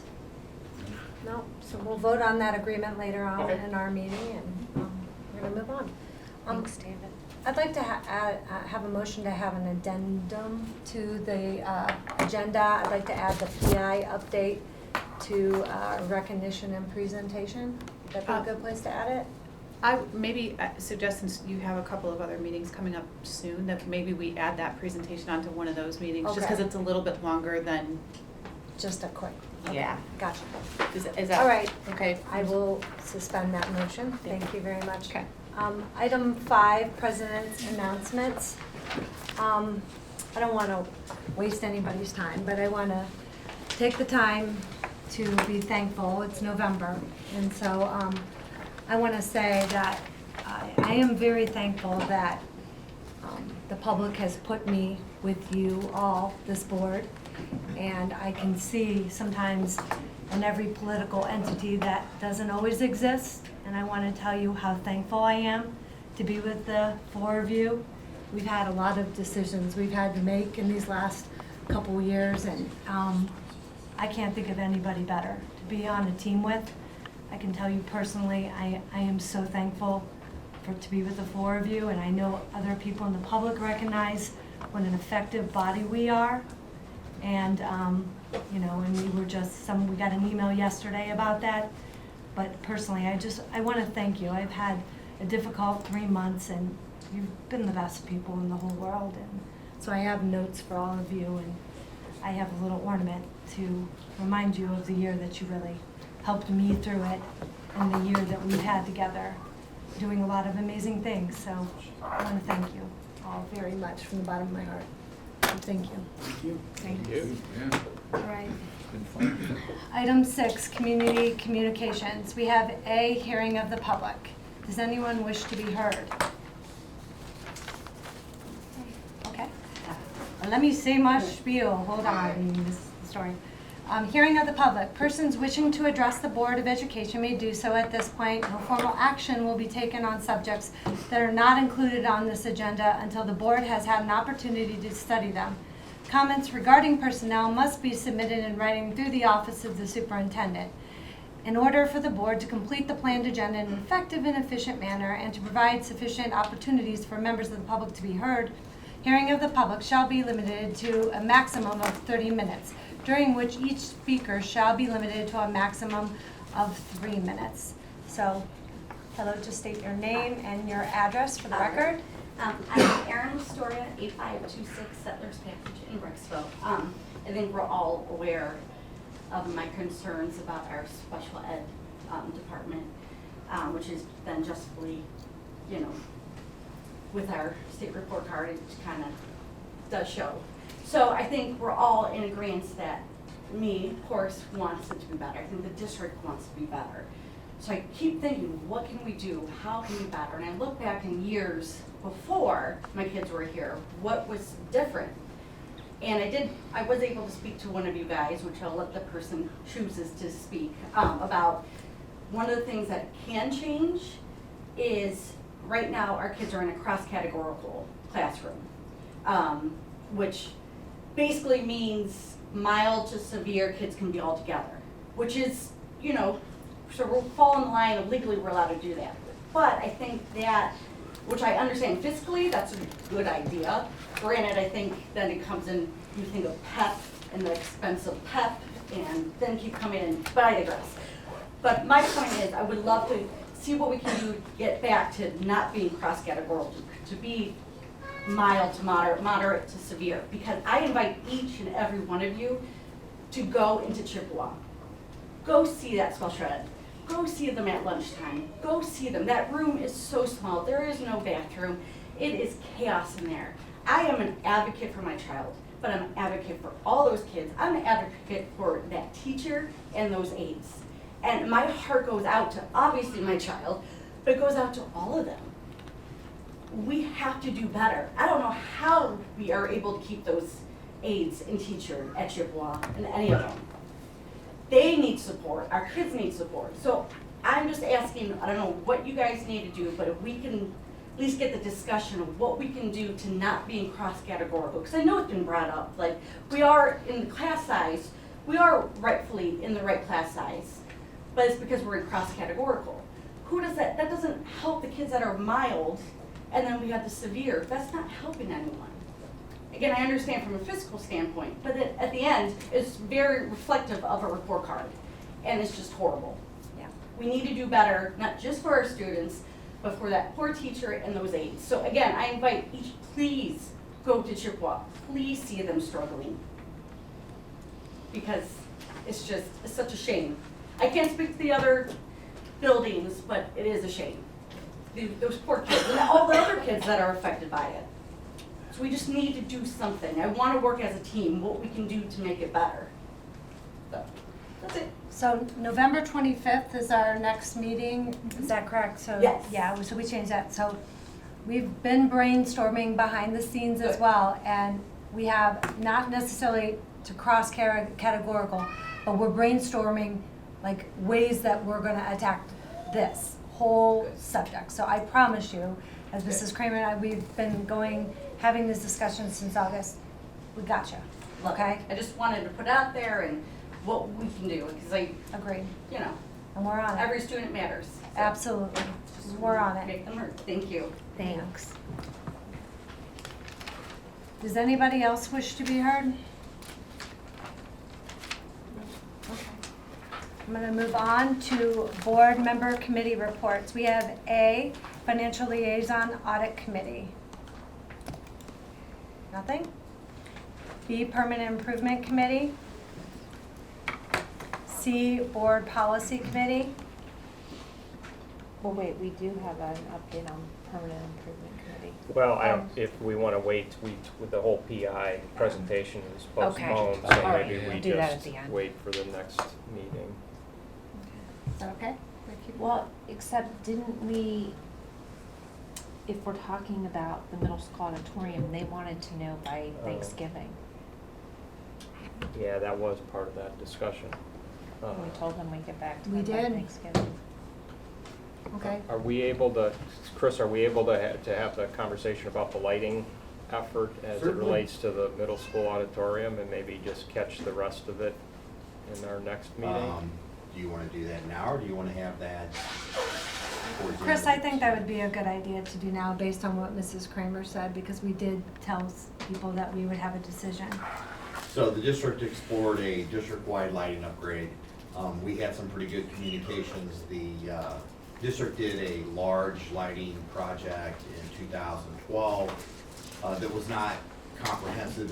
It left the auditoriums out. We're talking specifically about the middle school auditorium because the estimate for that work is in excess of $90,000. And we have a couple choices before us to try to address that work. And we are talking house lighting only at this time. Does not entail any stage lighting. House lighting is in excess of $90,000, which would need to be either publicly bid, or we could use a capital lease to purchase that, or some other avenues. And sorry, Chris, just to set context, when we did the Right. last lighting project, it was House Bill 264. Yes, And so can you just summarize like what, because there were, the savings helped pay for the project, right? Yes. But then House Bill 264 That no is- longer it's exists. sunset and it doesn't exist. Yes, and so a capital lease will do the same thing. You pay for the savings generated from going from a fluorescent light bulb to an LED light bulb. I believe the savings were approximately $18,000 to $20,000 a year, and you get all new lights, and then it pays for itself over a term of 7 to 10 years. And so was there a new part of state legislation that that replaced House Bill 264 that allowed districts to do this? Or is this just something you could do regardless? There is legislation that's been around for a number of years, actually. It's a capital lease program, and that has been around for a number of years.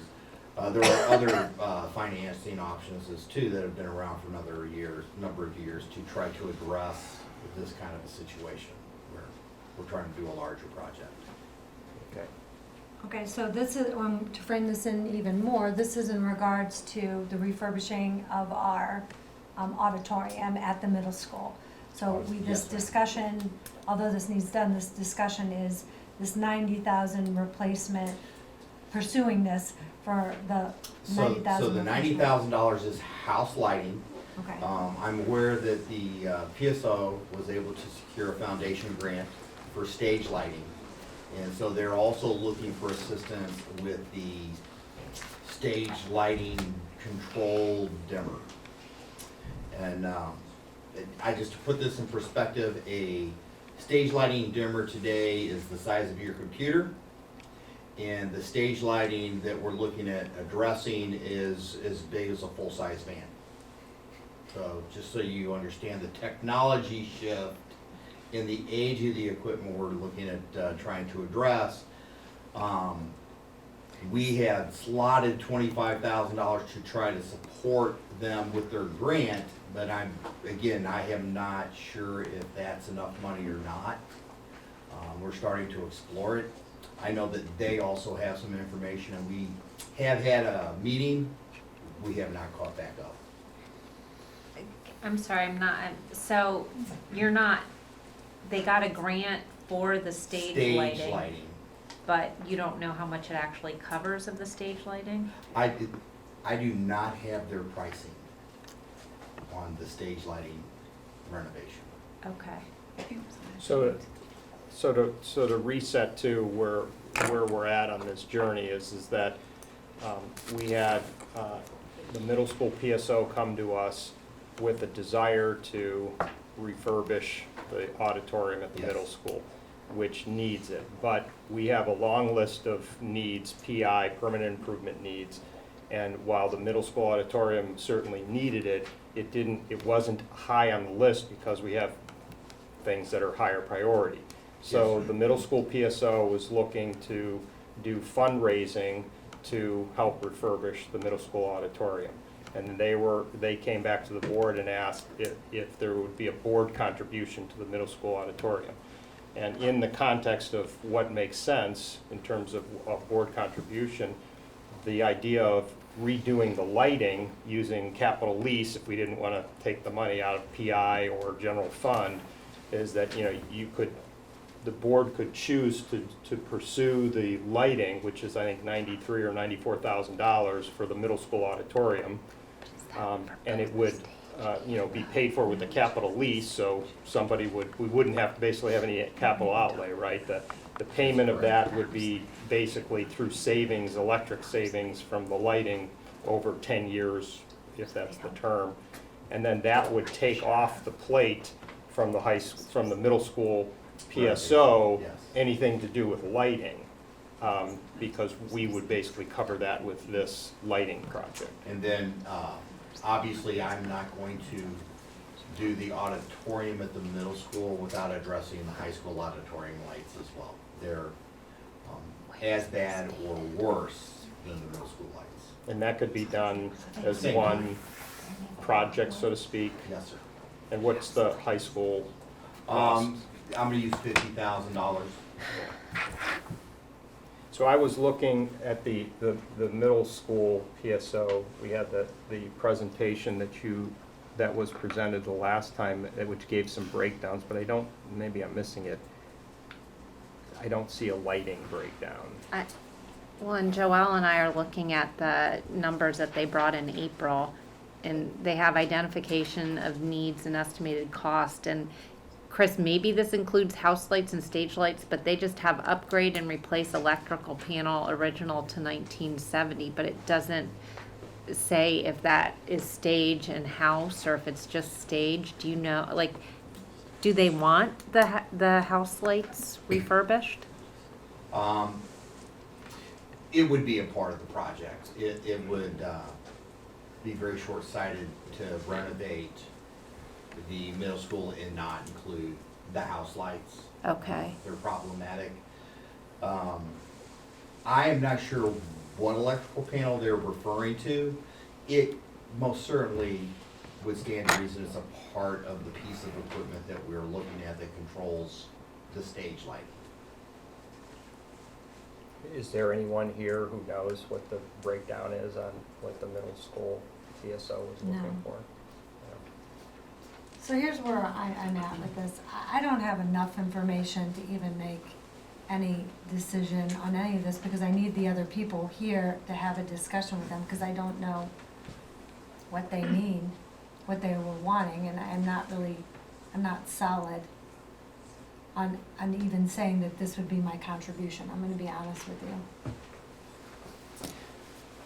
you. And so again, I'm hesitant to speak on their behalf. I agree. Because I'm drawing assumptions for them. Right.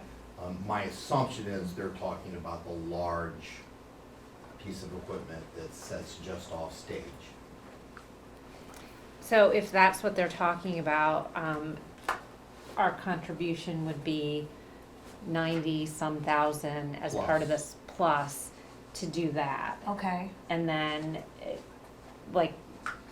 we had at one point talked about $25,000 as well. What are your thoughts about Well, so I anything had above and slotted beyond? $25,000 to support them. From our last meeting, I met with them and Todd. Right. Over at the middle school, and we went through this a little bit, and again, I'm drawing an assumption on the piece of equipment that they're referring to. I thought they were getting some pricing, I haven't seen that, so. One I of the- know that they're anxious, and I would guess they are working on that. You know, one of the suggestions that I kind of floated for the board to think about, you know, was that if we as a board, because there can be other organizations that want to do similar efforts, fundraising, I mean, or, you know, to do things that we can't financially take on right now, was if we used a percent of what was being spent on the project. So let's say 10%. So if we said, okay, your project is not, you know, on our top 10 list of PI projects, so we can't get to it right now, but if you want to pursue it through fundraising like the middle school PSO is doing, you know, we could look at saying, okay, we will contribute 10% of whatever you're spending. So in this case, let's say their cost of this project was $300,000 and it included house lights. If we throw in the $94,000, then maybe it comes down to $200,000, and then we throw 10% of that because that's what their cost is, right? That you could use an approach like that. I know there was concerns about the middle school PSO wanted a set number, but I guess I would contend that if you say we'll do 10% of whatever you spend, we are kind of giving you a set number. Whatever you spend, you're going to get 10% contribution from the board. I mean, that would be one way to look at it. Because they were looking at having something concrete from the board so that they could go out to donors and say, look, the board is offering this. So if we say, look, we're gonna do the house lighting and 10% of whatever else you spend, that could be, you know, one place we might wanna land. Would you want me to follow up with Carrie and Denise? Well, yeah. I mean, I think, or Chris can, I mean, we can just make a phone call tomorrow and find out if they even want the house lighting, if that's even part of the project. And if it is, it sounds like we're all on board that that's a contribution course, that yeah. we'd like to make. And then, you know, maybe down the road we could do more, but that's what we're comfortable doing now. And when they want to send these fundraising letters out after Thanksgiving, they can say that. I mean, does that make sense just to say that for now? But And again, I'm gonna speak on behalf of the PSO. I know that the grant funding that they secured was for stage lighting specific. okay. And in my meeting with them, they asked specifically if we would be able to help supplement or support that repair. At that time, Joel and I had talked, and we talked about a $25,000 commitment to support that. And so I told them, yes, we would do the $25,000 to commit to support that, not knowing what the total cost of that is, and they were going to do some groundwork to see what that actually total cost would come to correct the the stage lighting control panels. Trust me, it's stage lighting. Okay, so we have a path forward with the lighting so They're far. talking, the PSO is talking about stage lighting. Right. And We're your talking capital about project is house only lighting. house We're lighting. talking about house House lighting, lighting. yes. So it's But two you're also different saying things. that even if their project didn't include house lighting, why wouldn't you do the lighting since you're fixing up everything else? Because the lighting really needs to be fixed. And if you're gonna do it, the high school auditorium lighting is in bad shape too. Yes. So why not bundle those two together and use a capital lease so that we don't have any hit on our general fund, we don't have any hit on our PI fund? You know, that the project in essence pays for itself through savings over 10 years? Yes. So. John, does that make sense Yeah. to you? Mhm. So it sounds Seems to me like too. we already have said we'd support them to the tune of $25,000. Towards the stage lighting, yes. Okay. That puts us at 115. Adding Well, correctly. well, if their cost is $200,000. No, we've committed to 25, we're gonna give them 90. 90 gonna was give not them included not- into their Well, estimated but cost.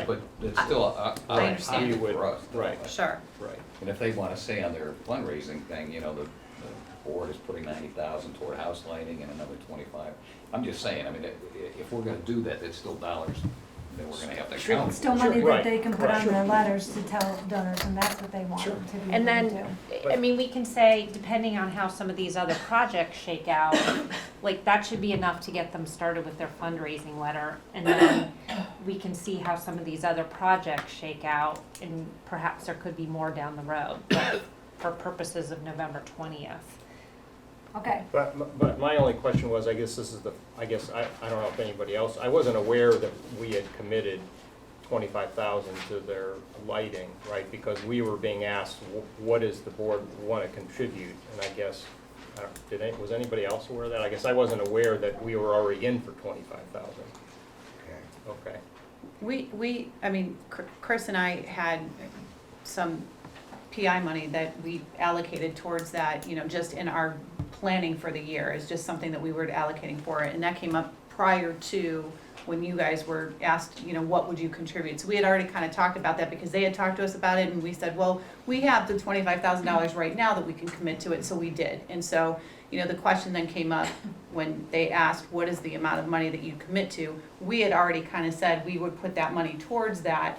I think they were looking, you know, is there an additional amount, or is this, so this is the $300,000, you know, is there an additional amount? And then their estimate did not include the house lighting, and so when we talked about the lighting project as a bigger district project to replace all the lighting, that was the carve-out amount for the specific lighting just for the auditorium, that we said, okay, we can do this, not realizing it wasn't on their estimate until you had asked me to get the list, and it's not on there. So that would be in addition to, but again, a district project, you know, that we would be looking at anyways to just replace all of the lighting throughout the district. So if the board was okay with pursuing the lighting project in the high school and the middle school auditorium, we've already made a commitment for 25,000. We could land there and say, yes, we will honor the 25,000 we said we'd already provide, and we will fund replacement of house lights in both auditoriums. And maybe there's more after we get more of our permanent improvement needs organized next month. yes. Okay, so are you gonna communicate that back I will and reach out to them, get absolutely. clarification so they understand Yep. what we're committing to? I know they've done some additional work, I just haven't heard back from them. Okay. Yeah, I know thought they would would. be here tonight. No. Okay. Good. Path forward. Item C, Board Policy Committee. No, we have not met. No. Item 8, District Committee Reports. We have Transportation Appeals Committee. None. Item B, Mr. Gilbride. Yay, we got Good you. evening, all. Cog Valley Career Center, this Pleasure is to our see you board all. member there. Did you happen to have time to get my I reports to you? didn't, I did, but I didn't have time to send it to everybody, so. Doesn't Thank you. surprise. Yeah. So, there's 2 items that I wish to update you on. One is the 5-year forecast. Mr. Burdine just recently extended that to us. I don't have that here in this packet. You're gonna want both of those. Bear with me, sir. So we will load this in board docs so everybody can see.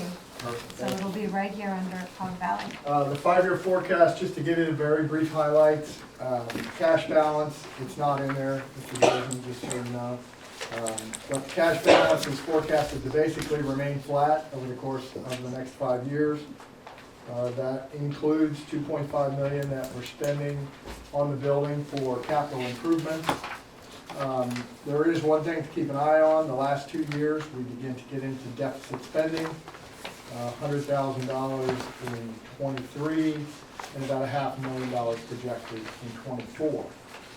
My limited experience with the forecasting, the first 3 years are pretty solid. The last 2 are a little more suspect, but it certainly merits us keeping our eyes on it. But in general, fiscal responsibility at CDCC has been very good. Okay? What you're paging through, and I would ask you to kind of come back to the beginning here, is the strategic plan that when we engaged the new superintendent, Mr. Mangus, was one of the first things that he requested the board engage with. And I'll walk you through it very quickly, not to take up a lot of the board's time. But internally on page 2, you'll see the goals that were presented. 3 key goals: enhance and expand the career technical opportunities for all students, create clear career technical program pathways, and then communicate effectively and efficiently. These were developed with a lot of input from all of the stakeholders, all of the different communities, students, teachers, etc. One other thing that you'll see as we go through here and as we get into the program profiles that are also at your seats there is Mr. Mangus's 4 key pillars of career technical education, and that is acquiring college credits, getting appropriate certifications and licenses for the students, work-based learning, and career technical student organizations. So if I can walk you kind of through the document here, page 4 begins to get into the strategic goals. Okay? And the first strategic goal you can see at the top was enhance and expand technical opportunities for all students. The first strategy was to enhance student outcomes on certificates and license assessments. And then down below on page 5, you see a graph there outlining how we've done. We benchmarked 2018, and then you see 2019 results. So when we went through the strategic plan, one of the things we were very implicit with Mr. Mangus about was getting us documentable goals, things we needed to track. In the past, I've seen very nebulous, nice to have kind of goals, but nothing that we could really get our teeth into. So now you're going to start to see some actual documented evidence of how we're doing against these goals. And you can see, attempts on certificates and licenses has gone up significantly, earned licenses, and then the earned 12 points there has increased. And just as a note, those 12-point goals also come back to the home district for your own report card. So those are a plus on both sides of the equation. Moving on to page 6, you see the second strategy of this first goal is to expand career technical student organization. And then down below, you see the membership participation, and then you also see participation in different competitions and placements within those competitions. So again, a measurable goal that we can then begin to have meaningful dialogue with the community, with our students, back to the home district. I'll also note that CVCC is going to host one of the regional competitions in February of next year. I believe it's the health student organization, if I'm not mistaken. So, That'd be a great opportunity to communicate that out, to get the public involved, so I hope there's a lot of attempts to do that. I absolutely appreciate the feedback, and we will certainly do the best we can, but you're absolutely right. I think that's one of the big areas that we really need improvement in, is For sure. communicating. And in the past, as I mentioned before, with kind of these nice-to-have goals that people can't wrap their hands around, it's tough to really show progress. Okay? The last strategic or strategy here is to maximize retention, and you can begin to see this. I'm not personally pleased with how it sits just the way it is, because it really doesn't show me retention, but it's a start. So we'll work with the organization and the administration to clean that up a little bit. So when you're talking retention, they're staying there for the full 2-year program, from juniors to seniors. Correct. So in the case of Brecksville Broadview Heights, I know you sent us some numbers before, and correct me if I'm wrong, but I wasn't seeing great numbers for retention for Brecksville Broadview Heights. Correct. Okay. Our retention is not as high as the district in general. So they're leaving after junior year and coming and not completing that program. Right. Okay. And one of the things that's being done is getting follow-on information from those students as to why they were not able to come back.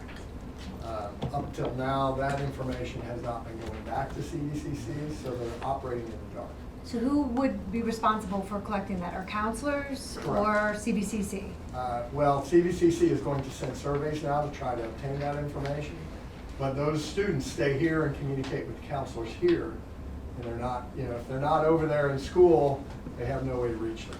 And I understand that. It Right. just seems like that the onus should be on CVCC to find out why aren't you staying at our program again. And that's why they're now going to reach out through those counselors, Okay. try to get that information. Okay? So completely agree with you. The Yeah, I onus know. is there to get it executed. We're on the same team, Jim. I know. For sure. Are you filtering out students that left the district and not just came back? I can't answer that question. There's no data that's been collected Right. for this. I mean, it's been happening and it's been a slow bleed to where now we're at, and now the retention numbers, and the retention numbers have never been as low as I've seen them, because I've been on the board 6 years there, and it was never, we're hitting a low for retention. Enrollment's not great either, but that's what's concerning, is why are we not staying? Agreed. It's certainly an area we can improve. So kind of continuing on, you get into the second strategic goal, which is clear career technical program pathways. And down below, you can see, the strategy is to identify and create college options. So we're beginning to line up CT2 technical credits, so kids can actually take CBC school achievement and use that as college credits. And they're beginning to get that information aligned. And then local articulation agreements, and this is where I fall down as a business person and not an educator. If one of you can help me understand the difference between CT2 and articulations, that'd be great. So I got some work to do.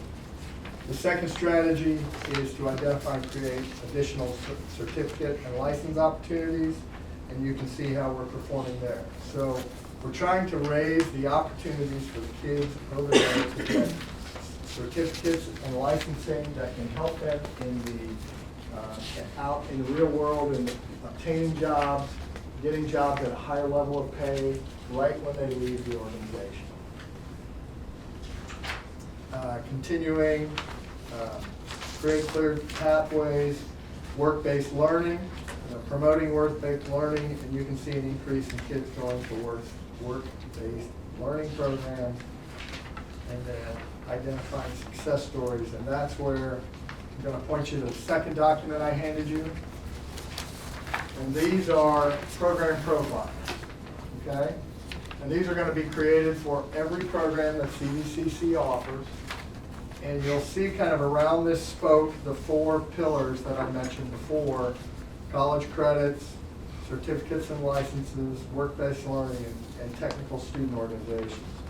And there is a outline of all the college credits and all the articulations that come with, in this case, the dental assisting program. There's a listing of all the certificates and licensing that the students can obtain. So if a parent has an interest in dental, or if a student has an interest, they can get this information in one place, take it home and have a meaningful conversation. So we're beginning to understand now what these programs are, what they offer beyond just CVCC, and we're beginning to get the information into a manageable level. So I was really thrilled to see this and think it will continue to help the organization with communication. Presumably this is online. It's a great question. This is the first pass at it, so I don't think, it's not there yet. But I think it's definitely something that we can get to. The idea is to get this in the hands of the students when they come over, get it in the hands of the counselors here in the home districts, so they can communicate with the students and parents. But yes, absolutely, it's to get. So years ago, we got rid of the communication director at CVCC. We were dealing with reductions there as well. As that happened, I've watched a lot of this stuff not get communicated at all. And paper form is not the most effective form of communication for our students. So, you're talking about communication, and that was removed at the beginning of my tenure there. I mean, that needs to be something that's addressed, because what's happening is this is departmental. This is being created departmentally.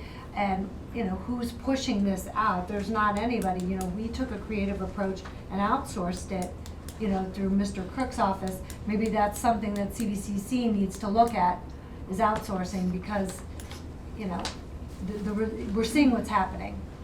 This is great, but it's not Step in the right effective. direction. It's a step in the right direction, Correct. but it's only as great as what you're pushing it out. So that's the first thing. The second thing is, I just want to say, Jim, you know, I've had conversations, I just had it in my college studies. I talked to the man who started the whole satellite program at Polaris. This is a reality in career tech. So they are fighting us on something that 3 districts want. And I understand that if this is gonna be something that's gonna continue, this would help get interest in Brecksville and Revere and Independence. And I know those board members are like-minded like I am, and it's doable, and it's happening in other career tech places. So the fact that if they're gonna continue doing this, I personally am taking this on with the public, because this is ridiculous. You know, to allow our taxpayers to continue to pay for seats that we're not putting students in. And I can tell you other districts feel similarly to me. It's not something new, and, you know, it's unreasonable that they're not working with Mrs. Magyar, who I know has reached out to try and have that conversation. And so, you know, I'm gonna make it a public issue if this continues to not be explored, because we're subsidizing other districts' seats, okay? And that's not okay. Respectfully, We're Mrs. subsidizing. Mack, you and I have had this I know, conversation and I more than just wanna once. say, I know, and I'm gonna say it again, and I'm That's gonna fine. keep saying it till finally somebody does something. And if the public has to start showing up at board meetings, I'm gonna encourage them to do that, because this isn't okay for our taxpayers to subsidize Garfield's career tech and other districts' career tech, because that's exactly what has been happening. So that's my 2 cents on that. Can you tell I'm passionate? Yes, I am. No argument. Yeah, Heard it I know. over and over. I know you We have. had this And I conversation know back you and forth I have. Many, And many times. I am asking you to take that back again, because we're looking at a career tech down the street that is doing it and working as a nice partner with their people in their compact. So that's my 2 cents. I've heard it. I'm not gonna argue with you. We've talked about it over and over. So, thank you. I will continue to convey that information. Thank you. And we'll do the best that we can. Thank Thank you.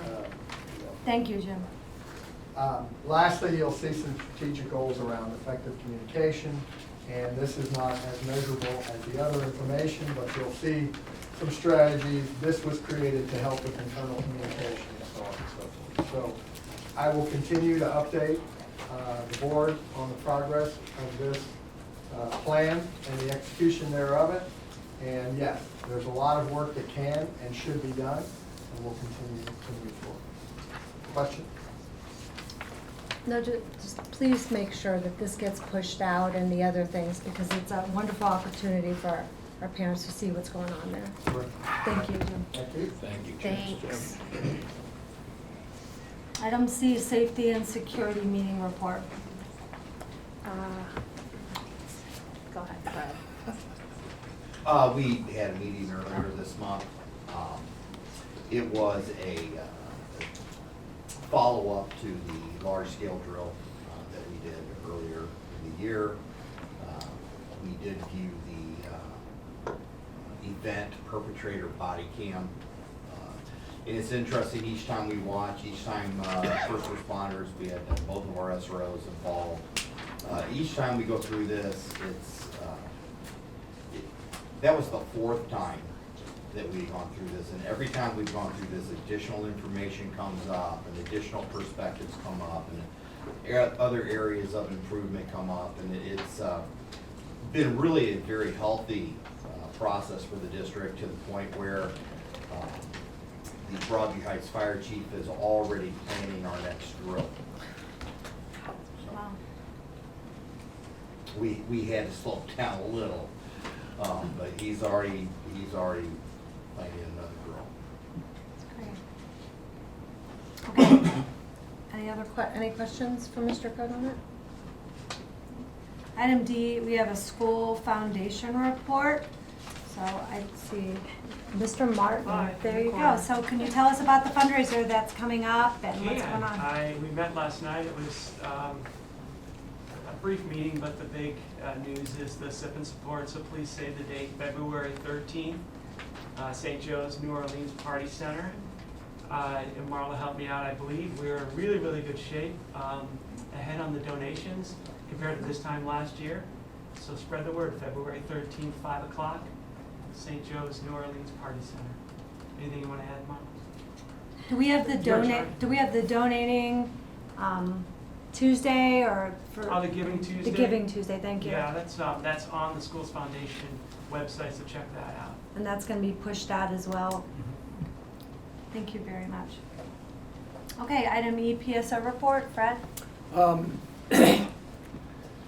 The middle school had their big fundraiser, the Contemporary Youth Orchestra performance, and unfortunately the weather was really crummy that night, to put it mildly, and there wasn't a whole lot of people. I think they had about 200 people in attendance. A lot of support from the community for advertisements in the bulletin. I do not have the final numbers yet. I expect to get them from the Kiwanis, who is a co-sponsor of that program,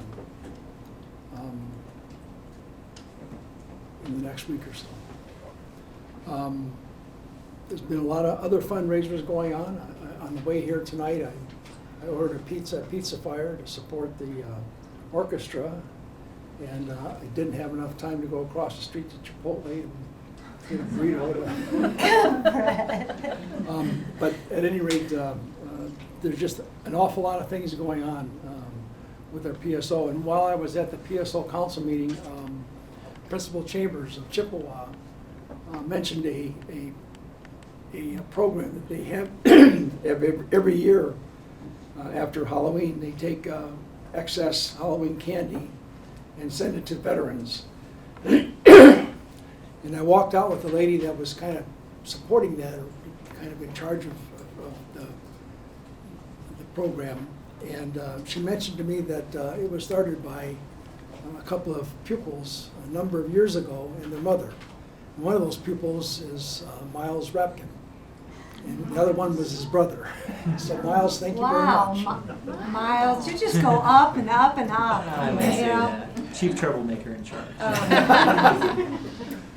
Well, and I want to thank you, Miles, as a veteran.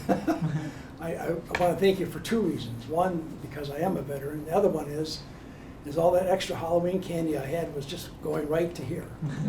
So I found an outlet for it, and I thank you. Great idea. Okay, anything else? Well, last Thursday, the Brecksville Kiwanis held their annual welcome dinner for the new teachers in our area. It included, I was really excited to be able to sit next to one of the new guidance counselors that the board approved last year. She's the guidance counselor at Hilton. Each of our elementary schools now have guidance counselors. And she's very enthusiastic, very appreciative of the opportunity here, and also really enjoys the work that she does. So I really was excited to sit next to Katie, and I apologize for not having her last name. At that same meeting, Joelle presented a status kind of update on what's going on here in the schools, including an update on our report card and the status of our new school. And I can tell you that presentation she made was very well received by the Kiwanis. So thank you. Thank you. All right. Anything else? No. That's a nice laundry list. Thank you, Mary. That's such good things. Item F, other board member reports? Nope. Item 9, other board business. We have a construction agency agreement. May I have a motion? So moved. Second. Okay. Explanation or any discussion? No? Okay, roll call. Mr. Dolson? Yes. Mr. Peterson? Yes. Mrs. Kramer? Yes. Mr. Ziegler? Yes. Mrs. Mack? Yes. Item C, land swap agreement. May I have a motion? So moved. Second. Okay, discussion? This is with our cities? Do we want to have Dave, since he's here, just Yeah. give us a quick? I think that's a great Well, idea. quick is a whole nother Right. That's something I don't do well. Under an hour. Well, on since each we're of these. paying him, let's Sure. utilize. Actually, this is flat fee, so Yeah. the more he talks, the That's more we right, get for our let's money. do it. Yes. Let's do it. The longer he's here. The land swap agreement represents the various real estate transactions between the district and the city. It consists of our transferring Central to them as soon as we can, because that gets Central off our books and onto the city's books, and that's advantageous to the school district. We're also transferring the Stadium Drive property to the city. We're going to have a 20-year lease back on that, where we'll continue to use it and operate in the same way, but if the city has resources, they're likely to engage in some improvements on that property, which will inure to the benefits of our students. The third piece is we're getting the property at Blossom, approximately 25 acres. Literally, the boundary of the legal description runs right through the building. We just got that fairly recently. And that's the real estate deal. We will transfer to the city as soon as we can. We're going to wait for the wetlands issue to get completely resolved through the Army Corps of Engineer and the Ohio Department of, EPA, Ohio EPA. Once it gets to those things, the city will transfer that property to us. And I know we already voted on it, and we Construction. received all these for those Sure. out there, we received all these earlier, so we've reviewed them, but the first one was the construction Sure. agency. The construction agency agreement is where the city is designating the school board as its construction agent to build the field house. That is going to allow for savings for both parties because it becomes a bigger project, so there's more cost efficiencies. And it lays out our responsibilities and what we're able to do, which is frankly not a lot, because the cities, we're not going to be able to spend city money without their occurrence, and our liability is capped at whatever money the city gives to us.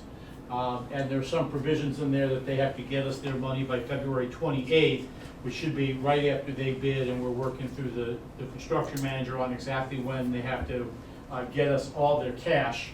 They've been paying us for the soft costs as we've been incurred.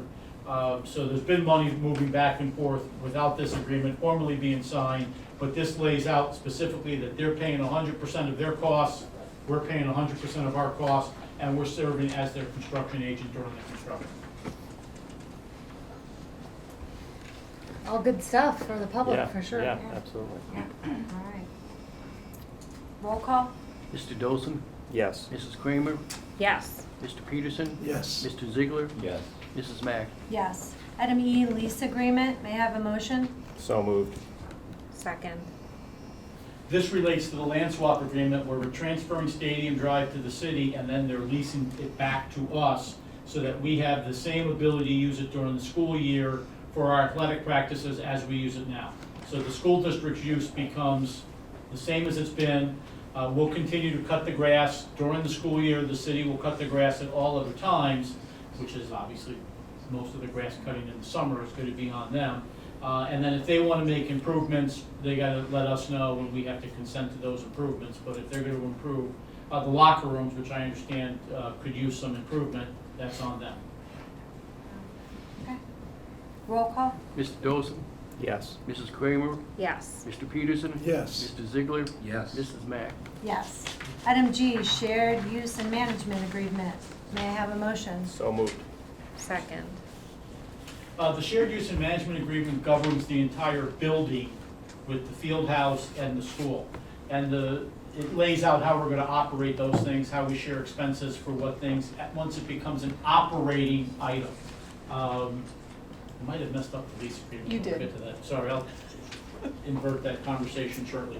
The shared use agreement lays out that during the school day, on school hours, the school district has control of the field house. So it's going to be available 100% for our students. The city's not going to use it during that time period. They're using that primarily for their athletic teams who meet after the school hours. So this building will have probably the best athletic schools of any elementary school in the state of Ohio. Four full-size basketball court, that 2-lane track. If it ever snows or you have indoor recess, it's going to be the greatest indoor recess of any school in the state, as far as I'm concerned. And this document just lays out all those things. There is an operating committee that's established to kind of coordinate some of the logistical issues that might come up And the one that springs to my mind is the Christmas concert season, or the winter concert season, to be politically correct.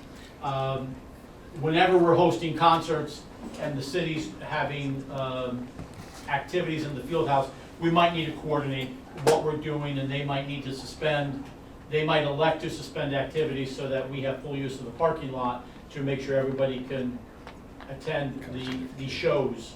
Intend to get well attended, and we want to make sure we have enough parking and things like that.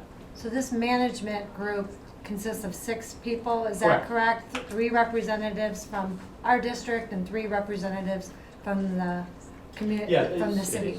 It was set up to have the CEO of both, so the mayor and the superintendent, your business manager and the service director, kind of the operational folks who know about HVAC and asphalt and concrete and things like that. And then one of the elementary principals and the recreation director kind of handling the operational or the programming side.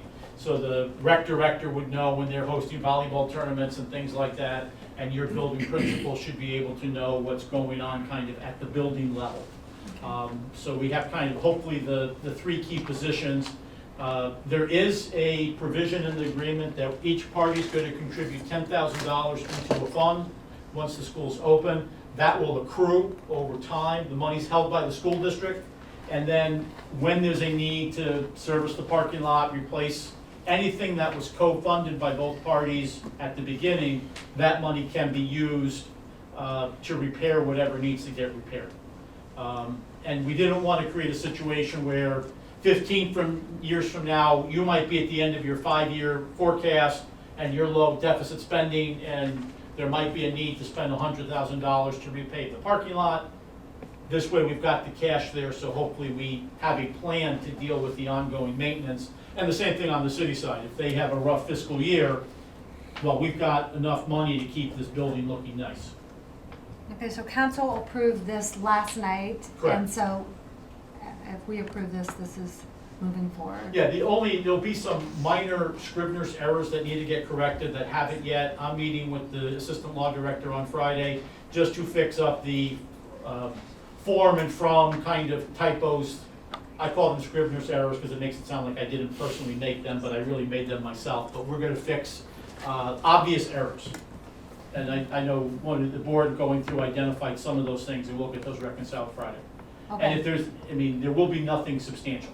If it's anything that is not an obvious error, I will come back to you and say, you know, we changed school hours from 7:30 to 2, you know. That's not gonna happen. I think it's 7 to 4 right now in the document. If there was something substantial, material, we'll come back and get approval for that, and there isn't, to my knowledge. If you would just send that to Mrs. Maggie Sure. after you've done those Yes, corrections. it'll be highlighted. Okay. All right. Anything? Any questions? Roll call? Mr. Dosen? Yes. Mrs. Kramer? Yes. Mr. Peterson? Yes. Mr. Ziegler? Yes. Mrs. Mack? Yes. Item I, Stadium Drive lease. May I have a motion? So moved. Second. So- As I talked about the Stadium Drive lease already, I apologize. The other lease dealt with the extension of the preschool lease at Blossom. Because the school project got delayed a year, we needed to get another year of that lease for the preschool program that's already going to be on that site, and that's occurring without rent. We're paying nothing for that. As part of our... That extra year you're talking about? That extra year is free, as part of our way to make all of the finances and the deal work. Okay. Now, what about the maintenance of Blossom itself? If anything should go wrong, was that actually included in Yeah, there that's as well? on the city. As you recall, when we did the original lease, we were responsible, it was what we might refer to in the business as a triple net lease. If something substantial was to go wrong, we were assuming that risk. Right. With this amendment, we put that back on the city, since we're a fairly short-lived tenant. The city's taking back over, so if the mechanical system goes or the roof goes, all of which we believe to be in good repair and not likely Or the to happen. heating, anything, these are significant costs, Yes, and it goes back. that's on the city now. Okay, wonderful. Okay. Roll call? Mr. Dosen? Yes. Mr. Peterson? Yes. Mrs. Kramer? Yes. Mr. Ziegler? Yes. Mrs. Mack? Yes. Item K, GMP agreement. May I have a motion? So moved. Second. Okay, so. I spoke about this for about 40 minutes beforehand, and, you know, it is the substance of what we're doing. It basically dwarfs the agreement that was entered into for about $154,000 about a year or so ago, and this gives the CM team the green light to get going. And we're only going to certify the school district portion. The city's going to be contributing their money sometime around February. They had to deal with some challenges because of some debt that they issued, I think for the natatorium complex, swimming pools, for those who don't know their Latin well. Again, this is where I get nerdy. They issued their debt this year, something called as a QTEO, Qualified Tax Exempt Obligation, which meant they capped themselves at 10 million. January, they get another 10 million cap under the IRS code, so they're going to issue their other debt then. It'll save them 0.25% or some fractional amount of money. It doesn't cost us anything to do it. It was a reasonable accommodation to benefit everybody. So they're going to issue their debt early next year, and they've got to get their cash to us by February 28th, so that Mr. Scott, who will hopefully still be here, will have all the money he needs to pay everybody on the construction project. Okay. All right, the die is cast. Roll call. Mr. Dolson? Yes. Mr. Peterson? Yes. Mrs. Kramer? Yes. Mr. Ziegler? Yes. Mrs. Mack? Yes. Item 10, superintendent's announcements. Just a reminder, if you have not bought your tickets to our MIM concert, which is happening next Tuesday under the direction of our very lovely MIM director, Emily Garlock, just in the back of the room. I encourage you to buy tickets. It's a great show and a great way to start off your holiday week for Thanksgiving. We also had a conversation at our last meeting to move our groundbreaking, which we originally announced was going to happen in March in 2020, not because the project isn't starting in March of 2020, but it was really important to myself and to the board to have kids involved. And at that time in March, when the trees are being cleared, we cannot guarantee a safe pathway to get kids to the site. And so we decided to push that into the fall, where Shook has said that the pad would already be poured, so what a neat opportunity for our kids to actually walk the pad of the school. So we're going to push this ceremonial groundbreaking to August. We will have more information on that as it gets organized, but we had put it out there that we were going to do it in March, and I want to be very clear, the project will still start. We're just not going to have that ceremonial, that ceremony happening at the time that the project will start. I would also like to remind you, if you have not purchased tickets for the car that is being raffled off that was graciously donated by the Ganley family, I suggest that I would hope that you would buy a ticket. We will be pulling the winner of that December 6th during halftime of the basketball game. So if you haven't, please go online and purchase a ticket for that. Today at Highland Elementary School, I was very honored to have the pleasure to see Rocco Whalen. If you know Rocco Whalen, if you're a foodie like I am, you will know that he owns Fahrenheit and about 7 other restaurants throughout Cleveland. He came and did a cooking demonstration for our 4th grade at Highland School, and it was a lot of fun, and he ties in a lot of math and science, so it was a really great opportunity. We posted some pictures on Twitter, so if you haven't seen him, please go on Twitter and look at the pictures of Rocco. He was fabulous with our kids. And just a reminder, we're in the middle of our Yuletide Hunger charity drive, so every building was assigned specific items. Please make sure that you're donating those items to the buildings. And last but not least, I wish all of you a very happy Thanksgiving, and I'm thankful for all of you. Item 11, superintendent's consent agenda. We have A, certified recommendations, B, classified recommendations, C, supplemental recommendations, and D, approval of superintendent's consent agenda. May I have a motion? So moved. Second. Okay. Roll call? Mr. Dolson? Yes. Mr. Peterson? Yes. Mrs. Kramer? Yes. Mr. Ziegler? Yes. Mrs. Mack? Yes. Item 12, superintendent's other business. We have A, high school choir and orchestra trip. We have B, Brecksville Broadview Heights High School Spanish exchange program for June 2020. C, settlement agreement. D, PEP behavior coach contract. E, approval of superintendent's other business. May I have a motion? So moved. Second. Any questions about any of the documents? Okay. Roll call? Mr. Dolson? Yes. Mr. Peterson? Yes. Mr. Peterson? Mrs. Kramer? Yes. Mr. Ziegler? Yes. Mrs. Mack? Yes. Item 13, treasurer's consent agenda. We have A, your financial report, October 2019. B, donations. C, minutes of the October 22nd and November 10th meeting. D, approval of treasurer's consent agenda. May I have a motion? So moved. Second. Okay, discussion? Mr. Scott, any? No. Mr. Dolson? Yes. Was I supposed to say something? If you wanted to present, but If if you you don't want to wanted- present, nobody here wants you to present. Mr. Peterson? Yes. Mrs. Kramer? Yes. Mr. Ziegler? Yes. Mrs. Mack? Yes. Item 14, closing items. We have A, announcements, B, adjournment. May I have a motion? So moved. Second. Okay. Do you- I thought- I'm sorry, I don't want to, do you want to announce that we're having 2 special meetings next week? Yes, can you repeat those dates? Because you Sure. might be better at that. So what are we having those meetings for, So, Mrs. Megger? So there will be 2 special meetings next week, both one in an executive session, one will be a special meeting. The executive session will be to do final interviews for our treasurer candidates. That will be held on December 2nd, beginning at 4:30. And the second meeting will be held on December 5th of that evening at the same time, correct? 4:30? That's correct. 4:30 to hopefully make the hire of that, of our treasurer. So not next week, but the week after. I'm sorry, Yeah. December 2nd, yes, that is not December next week. 2nd, yeah. I discounted next week as a Thanksgiving, And so we I have apologize. 2 amazing candidates, so we're very excited. We got wonderful quality candidates. We spent the last 2 days interviewing them and can't be more excited about our treasurer. So there you go, how exciting. Yeah, next All right. regular meeting is December 18th at the regular time of 7 o'clock, probably with a work session before as well. Yep. Okay, may I have a motion to adjourn? Mr. Dolson? Yes. Mr. Peterson? Yes. I already did it. Mrs. Kramer? Yes. Mr. Ziegler? Yes. Mrs. Mack? Yes. Did I throw you for a loop, Mr. Scott? I hope so. Yeah, we're all moving tonight. Yeah. All right, we are now adjourned. Thank you very much. Thanks for.